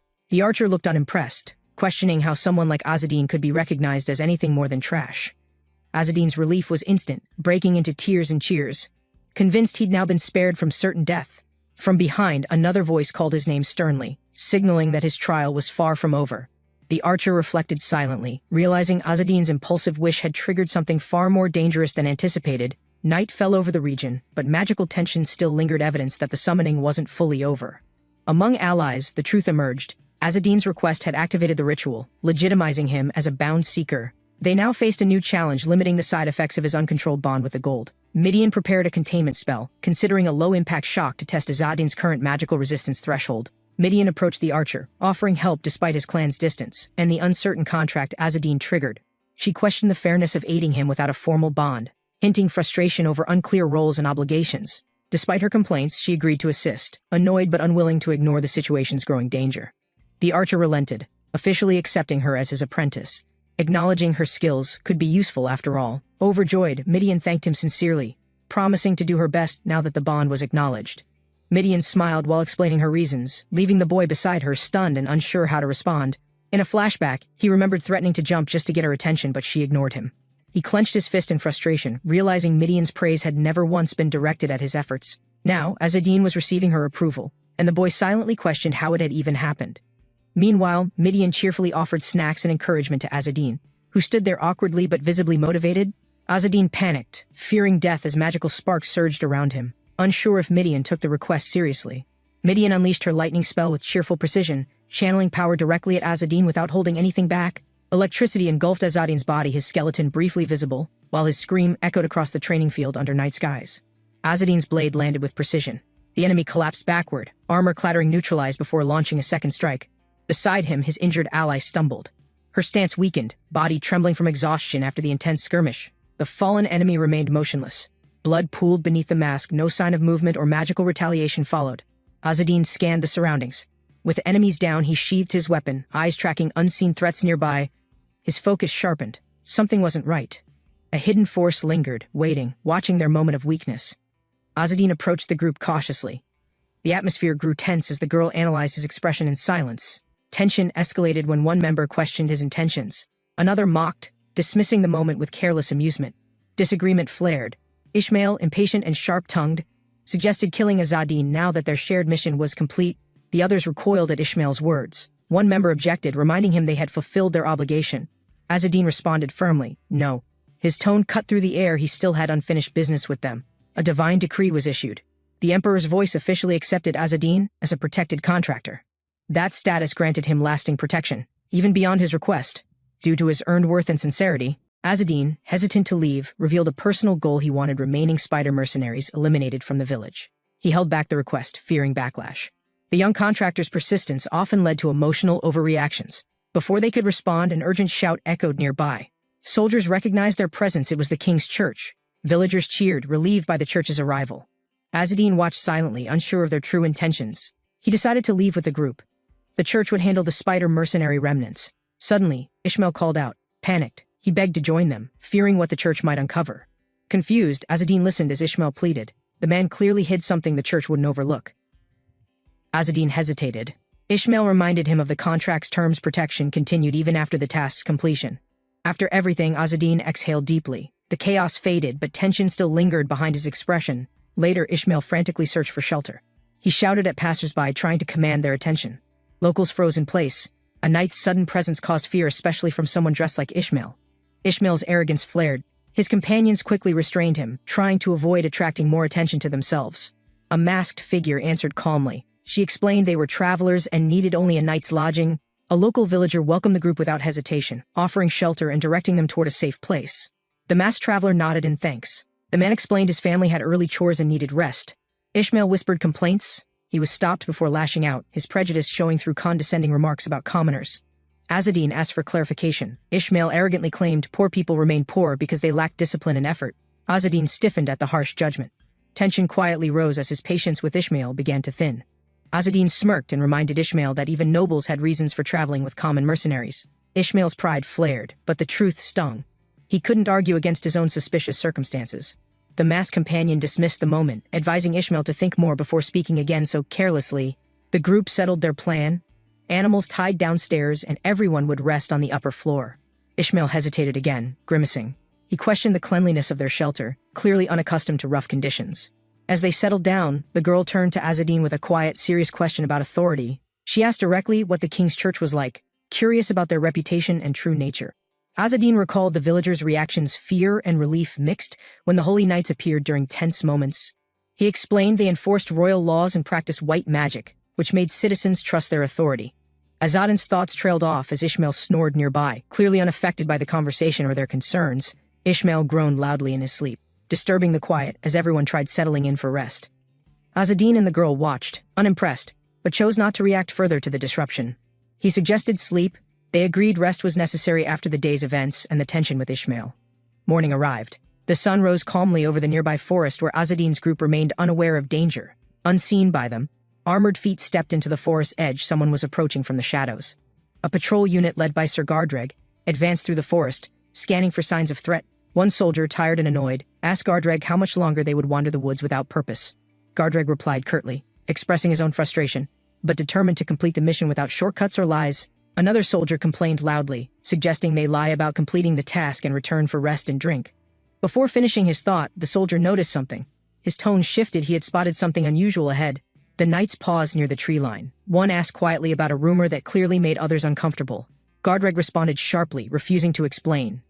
The mood shifted as awkward curiosity spread among the soldiers. Another questioned if they too could be considered her juniors, confused about hierarchy within their own ranks. Before any theories could grow, Gardreg shut them down and ordered everyone to resume the search immediately. He exhaled slowly, hiding irritation behind a sigh. Their mission was already testing his patience and focus. Gardreg froze. Something primal stirred in the air, and his instincts screamed a warning before sound came. A knight called to him, unaware of the growing threat hiding behind the tree line's thick shadow. Gardreg silenced them with a raised hand, urging quiet as danger crept closer through the underbrush. He listened carefully. A low, unnatural growl rumbled. The trees trembled. Whatever approached wasn't ordinary or small. From the darkness emerged a towering wyvern, muscular, winged and furious. The knights were no longer alone. Gardreg pushed through the bushes, urgency rising. A knight beside him panicked, preparing to fire. The wyvern's eye gleamed red in the shadows. It had already spotted the intruders approaching. Without waiting for orders, the knights readied their bows. One shouted, demanding someone shoot immediately. Gardreg yelled to stop them. His instinct screamed this wasn't the right time to provoke it. Too late, an arrow flew from a drawn bow, slicing through air straight toward the creature. The wyvern leapt forward, dodging the incoming arrow. Its wings spread wide, charging toward the knights. Panic erupted. One of the knights screamed, realizing too late that the creature was already too close. The beast flew low, swift, and furious. Its claws tore through tree limbs like paper. With a powerful flap, it unleashed a shockwave. The ground shook as dust and force exploded outward. The knights stared upward in shock. The wyvern soared above them, circling with unmatched speed and strength. The knights regrouped. One complained aloud, frustrated by the failed encounter and the creature's sudden escape. Gardreg calmly analyzed the situation. The wyvern was young, which meant stronger adults could be nearby. A soldier called out to Gardreg, nervous. The sudden tension in his voice caught immediate attention. He pointed toward a trampled path. Fences were crushed. It looked like a farm had recently stood there. Gardreg's eyes narrowed. He understood the implication something dangerous had already been here before they even arrived. A wounded villager held his wife near the damaged fence, unaware of the soldiers drawing closer. A cloaked man cursed under his breath, clearly distressed as he faced the aftermath of destruction. Voices whispered dark orders. Someone claimed the villagers were responsible and needed to be killed immediately. The man justified it quickly. Blame had been shifted, and they must act to protect themselves. Marching toward the scene, knights obeyed without question. Avoiding punishment now mattered more than the truth. The injured couple held each other tightly, trembling as footsteps approached, casting long shadows over them. Their eyes widened in horror as masked knights raised weapons, intent on erasing all witnesses. With deadened resolve, one of the knights declared their intent: no survivors, no questions, just orders followed. Screams echoed across the trees as morning light broke. Blood spilled before reason could interrupt duty. Elsewhere, Azzedine stirred awake. A voice demanded he rise. Something urgent was about to begin again. Azzedine opened his eyes slowly, tension in his jaw. The weight of responsibility had returned again. He sat up quietly, determination returning. Whatever awaited outside, the 108th spirit would face it without hesitation. Azzedine steadied himself upright. Though tired, he acknowledged the call. His duty had summoned him again. He frowned slightly. It hadn't even been 2 hours since he had fallen asleep on straw. A voice echoed in his mind, stating that only those who respond to duty are worthy. Azzedine reflected silently. That standard was rare. Most would ignore the call when no one else was watching. Suddenly, a voice shouted from outside. Azzedine's eyes snapped toward the window, alert to new trouble. A boy rushed into the building, footsteps frantic. His panic stirred Azzedine and broke the morning silence. Azzedine turned sharply. The boy grabbed his sleeve, voice trembling as fear overwhelmed his young face. He stammered desperately, barely holding back tears. His father had been killed by knights, not monsters. The words hit hard. The knights had murdered innocents, not outlaws. Azzedine's expression hardened instantly. Outside, the reality lay bare. Villagers were slaughtered, their blood soaking the earth beneath the rising sun. A sword struck down with brutal force. Blood sprayed across the ground, ending another villager's desperate escape. The knight wiped his blade, unfazed by the kill. Around him, corpses marked their merciless path. Another knight approached and asked if the boy had been located during the sweep of survivors. His partner responded firmly, no sign of the child. He had vanished without leaving a trace. Gardreg stared into the distance, eyes sharp. Silence lingered as he calculated what to do next. Blood pooled beside a lifeless body. The narrator reflected on darkness, crime, and the fate of survivors. He remembered friends who once laughed freely, now dead, punished as examples or killed by the system. Execution was seen as necessary. They called it balance, a way to reset lives of guilt. He recalled being bound in chains, watching others vanish into death while he awaited a sentence himself. Most who escaped justice didn't live long. The streets consumed them, or they became something worse. The old man, weary and worn, lay in silence. Death now would disrupt the final goodbye. He remembered Maya's son, mocked and mistreated for his origin, but he endured with stubborn resilience. Gardreg stood quietly, deep in thought. Despite everything, this mission had become personal beyond orders. To him, it wasn't duty, it was fatherhood. He would do anything to protect that bond. Driven by resolve, Gardreg barked new orders. More targets remained. None would be spared this time. A knight scanned the field, eyes narrowed. His armor bore blood, but his stance stayed alert. He shouted, spotting movement. A figure dashed through the trees. Someone was trying to escape the slaughter. Another knight mocked the attempt. Confident, he raised his spear and prepared to end the escape. With a violent thrust, the spear launched through the air, spiraling toward the distant fleeing target. It struck the runner's leg. Blood followed as the body collapsed. Momentum shattered mid-sprint. The woman fell hard, face hitting the ground. Pain shot through her body as she screamed. One knight mocked her injury, pretending the spear wound was accidental, blaming slippery hands stained with blood. The knights approached without hesitation, circling her. Escape was impossible. She was surrounded on open ground. Suddenly, something struck a knight's helmet, shattering it on impact. The force came from the nearby woods. Eyes wide with shock, the soldier turned. Whatever had attacked wasn't just trying to scare them. The wounded woman turned suddenly, eyes widening. A wave of energy tore through the ground beside her. One knight panicked. Tarsik had fallen in seconds. The others struggled to understand what just happened. A blinding arc of energy struck again. The impact shattered shields and launched soldiers into the air. Gardreg gritted his teeth, shouting for answers. Whoever attacked had power beyond anything they had anticipated. He drew his sword, preparing for confrontation. Heavy footsteps echoed. Someone was closing in with intent. Azadin walked forward calmly. His voice cut through the tension. He blamed the knights for disturbing his rest. Without hesitation, he charged. The knights reacted too late as Azadin closed the distance in seconds. They swung their spears in defense, but Azadin leapt through the arcs, avoiding every calculated strike. He noted the disadvantage. With no weapon in hand, direct combat was too risky against spears. He dove low and seized a fallen weapon. Removing their reach would shift control of the fight. Azadin launched forward with explosive force, sending shockwaves beneath him. The knights struggled to track his movement. One soldier shouted in disbelief, refusing to believe Azadin could overpower them without noble rank or reinforcement. Azadin whispered a phrase, "Yellow Crane," as energy surged into his limbs, tightening his control over the momentum. With precise movement, Azadin flipped over the knights, evading their reach while channeling power into his next strike. Landing with calculated poise, Azadin repositioned silently. The knights turned too slowly. His next attack was already prepared. Azadin landed with force, creating a shock wave. Dust and wind blasted outward as he stabilized himself. He launched forward again, delivering a clean blow to the next knight, breaking his stance immediately. Fist clenched, Azadin continued his approach. His precision and timing left no room for counterattacks or escape. One knight stared in disbelief. Azadin stood calmly amid the chaos, unaffected and fully in control. Terror surged through another soldier. He screamed, overwhelmed by the sudden realization of how outmatched they were. One knight shouted in disbelief. He couldn't understand why Azadin dared to interfere with their holy duty. Gardreg stepped forward, announcing their authority. They were knights of the king's church, undeniable in status and command, Azadin replied calmly, questioning the title. He saw no honor in what they were doing here. Gardreg called the villagers heathens, justifying their slaughter with religious doctrine and assumed divine righteousness. Azadin stood firm and demanded evidence. His voice echoed, "Truth must be proven, not claimed without question." Azadin questioned their judgment. How could simple farmers working at dawn be labeled as heathens? Gardreg dismissed the logic. Only the holy knights, he claimed, had the right to declare heresy. He narrowed his eyes at Azadin, suggesting that questioning them was itself a sign of heresy. Drawing his weapon slowly, Gardreg accused Azadin directly. Resistance meant guilt. Defiance marked him as an enemy. With blade drawn and glowing, Gardreg stood firm. The next moment would decide everything. Gardreg raised his glowing blade, unleashing a radiant burst of light that engulfed the battlefield instantly. Azadin stood calmly. His eyes widened slightly as the blinding light raced outward in all directions. A bystander shouted desperately, warning others to shut their eyes before the technique's full flash triggered blindness. Azadin remembered the pattern. It was identical to an earlier attacker light, then a sudden violent strike. The light overwhelmed several nearby. They cried out, shielding their eyes, unable to see what came next. Gardreg unleashed a devastating pillar of light, aiming to end Azadin with overwhelming holy force. Shouting, "Die!" Gardreg charged within the beam's glow, confident that his strike would land unopposed. Azadin's eyes narrowed. He detected the movement clearly, waiting for the exact moment to respond. With fluid motion, Azadin redirected the strike, deflecting Gardreg's sword before it could reach his body. Onlookers watched in shock. The unstoppable knight had been blocked. Azadin stood firm, still holding the line. The girl stepped forward defiantly while her ally aimed steady, both ready to defend Azadin together.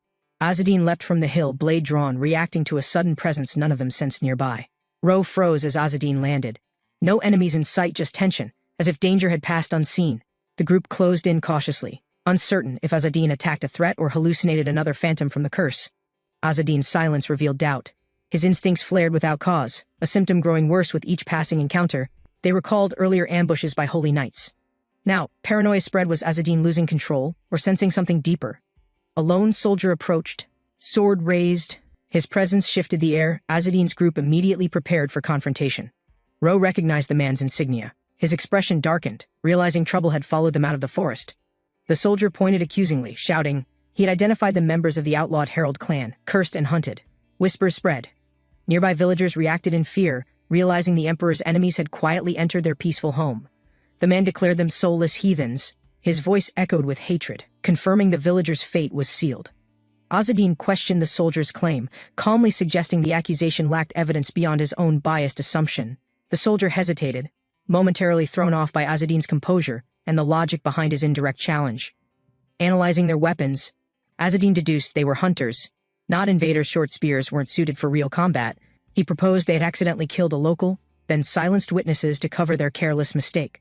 The soldier exploded in anger, shouting over the accusation. Unable to refute it without exposing the truth, Azadin stood calmly, eyes locked on the soldier, aware that provocation was no longer avoidable now. The soldier grinned, raising his blade. He mocked Azadin, recognizing him as a valuable, high-ranking herald. Without warning, divine energy surged. Runes ignited beneath the soldier's feet as a glowing spear formed above. He declared victory certain, capturing Azadin would justify everything. The radiant weapon descended with terrifying force and speed. Azadin reacted instantly. As the enemy launched the spell, he commanded, "Get ready," with firm resolve. The soldier focused, channeling divine energy into the artifact. His eyes reflected certainty in divine punishment. The holy symbol expanded midair. Its magical presence thickened as he positioned himself for a decisive strike. Azadin observed the construct forming above. He tightened his grip, calculating the spell's origin and weak point. With swift movement, Azadin hurled his blade. It sliced through the air toward the glowing magical construct. The sword struck cleanly. A sharp flash exploded as the divine cube cracked violently under the impact.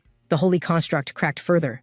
Azadin's attack wasn't enough. The magic core remained intact, still pulsing power.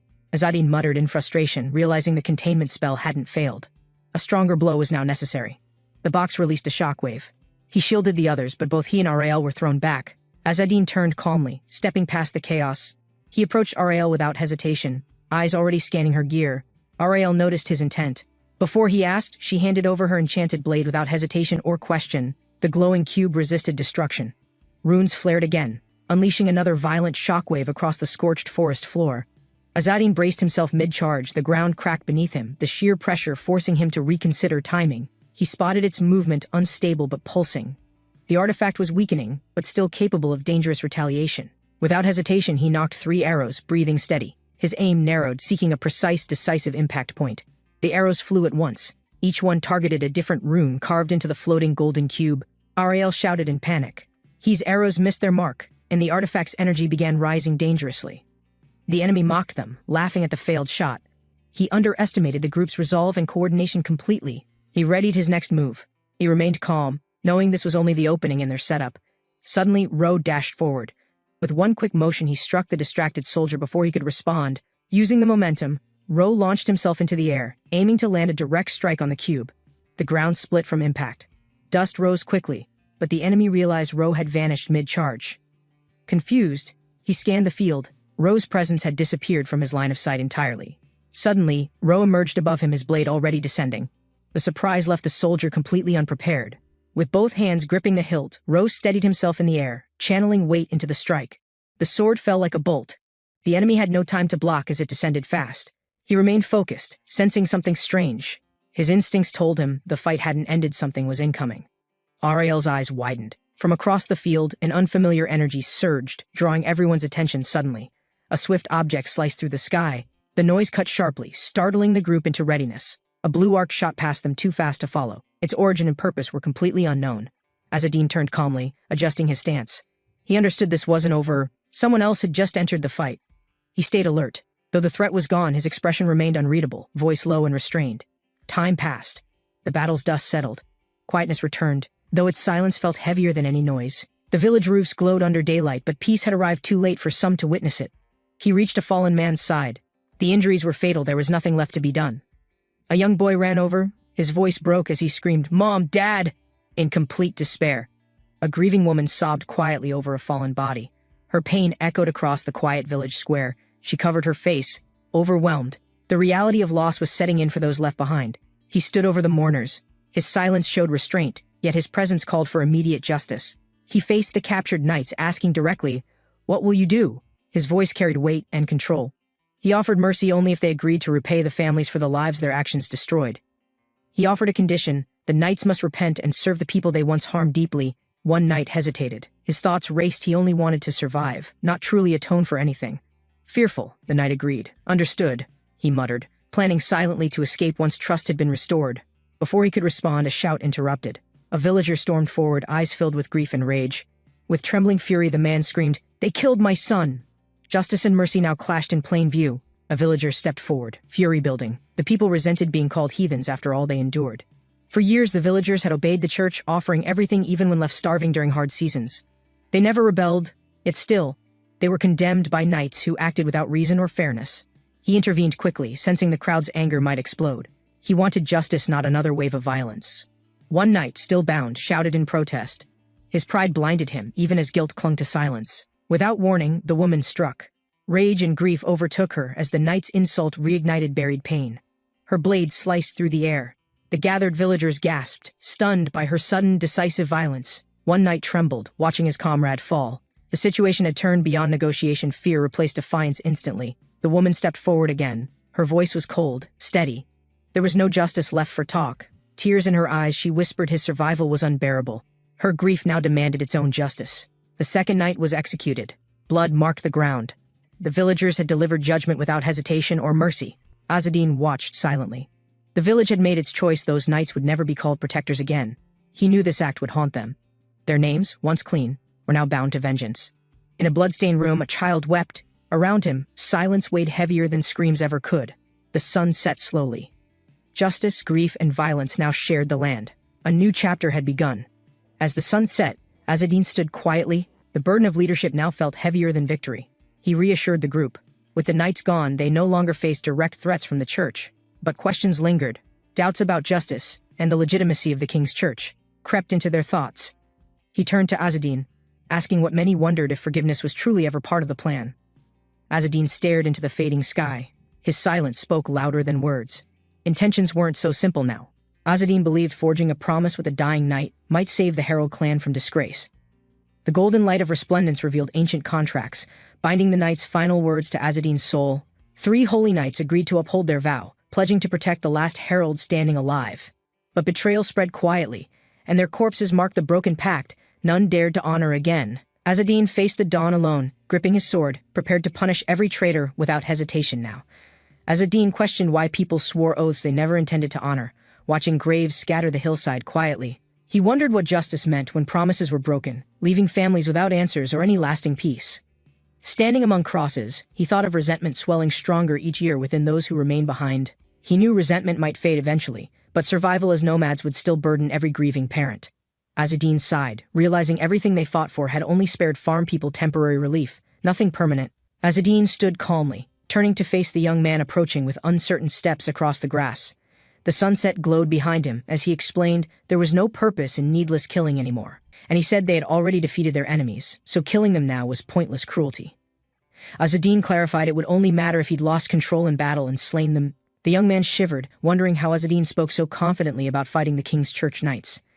Azzedine glanced back, hearing footsteps, while others checked if any survivors still hid nearby in fear. One man asked where the timid boy had gone, scanning the field littered with broken wooden crosses. The girl said she'd seen him fleeing, muttering that cowards deserved no pity or second chances. From the trees the boy called out, voice steady, proving he hadn't run away after all. Azzedine clicked his tongue quietly as dawn rose over the hills, ending the soulless heathen's vigil. Azzedine warned the villagers their anger would destroy them, but no one seemed willing to listen quietly. A girl screamed, blaming the Herald clan for everything that had happened to their peaceful farmstead.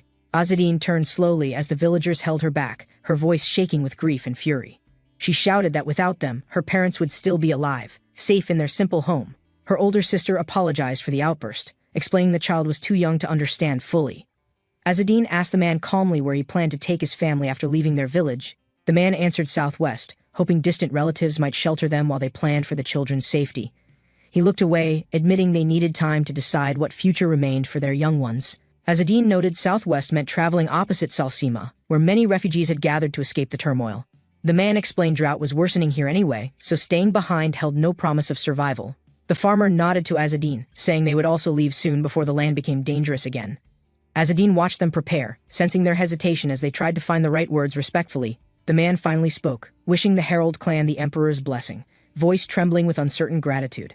Azadine only smiled faintly, understanding the blessing carried weight few truly believed was a good omen. The boy whispered, asking if the Emperor's blessing was actually a curse people feared in secret. Azadine watched the owl land, thinking how everyone now treated him like a spreading disease everywhere. He sighed, remembering all his efforts to teach people a little wisdom and civilized thought before leaving. The owl spoke bluntly, saying he had no reason to complain when he ignored planning for succession. Azadine lowered his gaze, admitting silently that the owl's criticism was fair and hard to dismiss. He consoled himself that at least the single generation he guided had known some measure of peace. Azadine sighed, answering the owl's nagging voice with tired agreement, ready to leave the village behind. He watched families gather belongings, everyone preparing for the uncertain road stretching far beyond the valley trees. One man smiled sadly, asking if it was time to depart together and find a future. They set out across dry hills, reminding themselves they had survived worse and still needed to live. A young man praised Azadine's strength, astonished he had defeated countless enemies without seeming to lose heart. The woman laughed loudly, teasing Azadine about his reputation spreading faster than any story ever could. Another man cleared his throat, admitting he hadn't witnessed it, but had heard the rumors spreading quickly. Azadine glared, warning him sharply not to speak foolishly or share stories that caused more problems. He reminded everyone that boasting about defeating holy knights would only draw attention none of them wanted. The man sighed, thinking Azadine was an impossible companion who never allowed anyone to feel comfortable. The man recalled how the Golden Coin mercenaries operated, determined to learn every secret they held. Azadine thought grimly he had no choice, except to keep the talkative man in their group. He sighed, wondering how long he could tolerate the man before trust finally wore too thin. A voice called from a wagon, breaking the tension as a trader waved to get their attention. The friendly merchant lifted a tray, offering them warm tea and a chance to rest briefly. A black flag bearing pine trees fluttered above the wagon, marking the merchant's camp in silence. Everyone gathered near the cart, accepting tea and small comforts before their journey continued into harsher lands. The merchant handed Azadine a cup, curious about the man who stayed so quiet all morning. He nodded toward the armored figure, politely asking who the unfamiliar knight traveling alongside them might actually be. Azadine explained he was a golden coin contractor, unlikely to reveal any secrets even if threatened.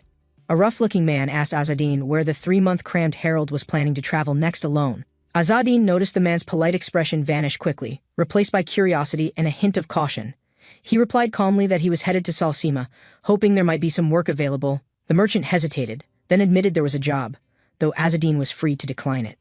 He explained it involved capturing wyverns and stopping a band of thieves causing trouble near the roads. The merchant grew nervous, wiping sweat as he waited for Azadine's answer to the dangerous request.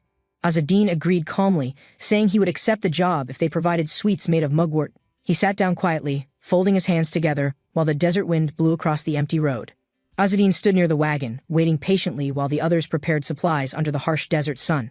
He accepted the sweets and requested a clear explanation of the mission he'd agreed to undertake. The merchant began describing how a rescue night team ahead was busy organizing urgent relief for refugees. He explained the merchants kept forcing extra donations on the knights, complicating their relief operations greatly. Azadine realized the wealthy were offering resources, which the knights then shared among the desperate villagers nearby.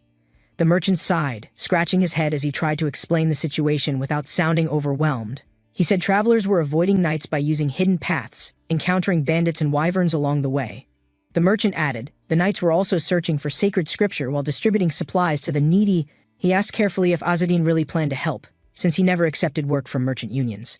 Azadine nodded firmly, saying this mission wasn't assassination, only helping people, and he should at least do that much. The merchant crossed his arms, laughing quietly as he admitted Azadine was stranger than he expected.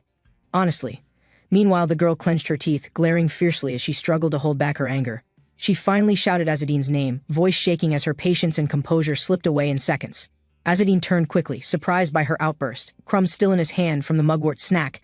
Before he could respond, someone rushed forward, grabbing her roughly to stop any sudden attack or escape. The girl screamed she would crush the man's skull if he dared touch her again roughly. Her eyes burned with rage, ready to finish her threat if no one stepped in to intervene. Azadine raised his voice calmly, ordering her to stop before the argument turned into needless violence here.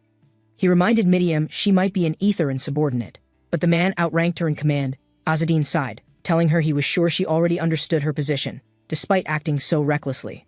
Midiam lowered her gaze, quietly acknowledging their clan's tradition of respecting seniority in all situations. Azadine warned the man to drop his weapon, unless he truly intended to take a life. The man backed down, agreeing silently as tensions finally eased between the angry group at last.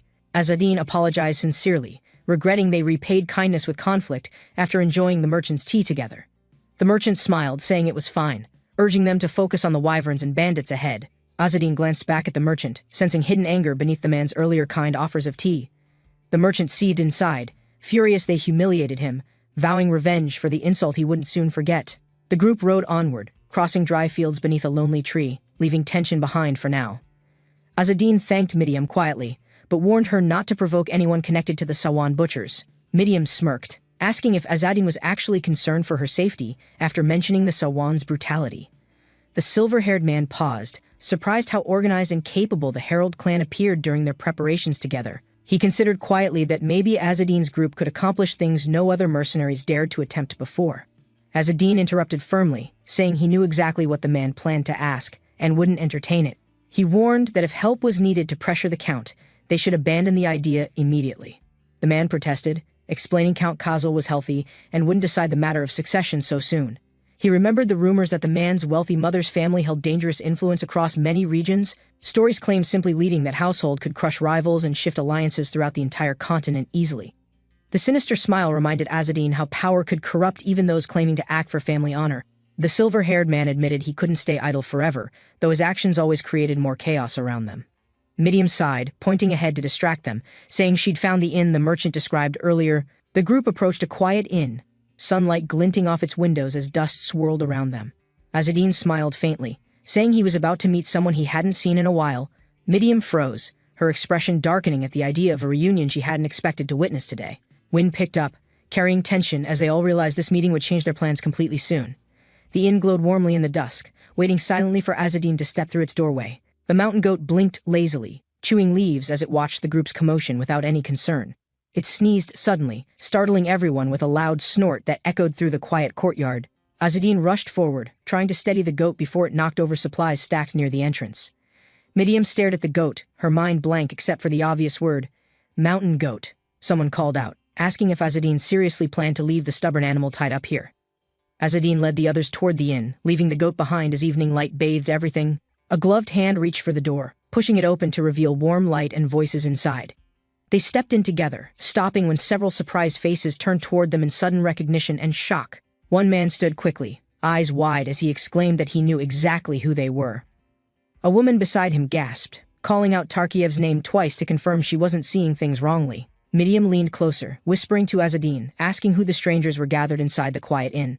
Tarkiev answered calmly, explaining they were his half-siblings, though he hadn't seen them in many years. Midiam tilted her head, wondering aloud if that meant they were also rivals for inheritance or power. The two stood, introducing themselves as Karkar and Chico, pilgrims grateful for Tarkiev's protection during their travels. Midiam frowned skeptically, whispering disbelief that Tarkiev would ever act as a simple bodyguard for pilgrims. Tarkiev waved them over, insisting they join the table instead of standing awkwardly near the doorway watching. Midiam blinked, surprised by the sudden invitation, but followed Azadine as they walked into the warm room. Tarkiev gestured to empty chairs, suggesting they all sit down and share a meal while they talked. The table held simple bread and bowls, reminders of how long everyone had traveled without much comfort. Karkar leaned forward, asking curiously where they planned to go after surviving so many recent hardships together. Tarkiev explained calmly that he stayed with Azadine's group simply because they shared the same destination. Azadine added he joined them since everyone was traveling toward Salsima, though he seemed distracted thinking. Tarkiev warned that many rescue knights were stationed ahead, creating obstacles they'd be forced to navigate carefully. He suddenly turned, complimenting the young woman beside Azadine with a grin that caught everyone off guard. With a serious look, he advised avoiding the knights, who might take interest in a girl. Azadine bit into an apple, ignoring everyone's stares as he tried to keep the discussion casual. He insisted confidently that the Archangel's knights would never force any child to join against their will.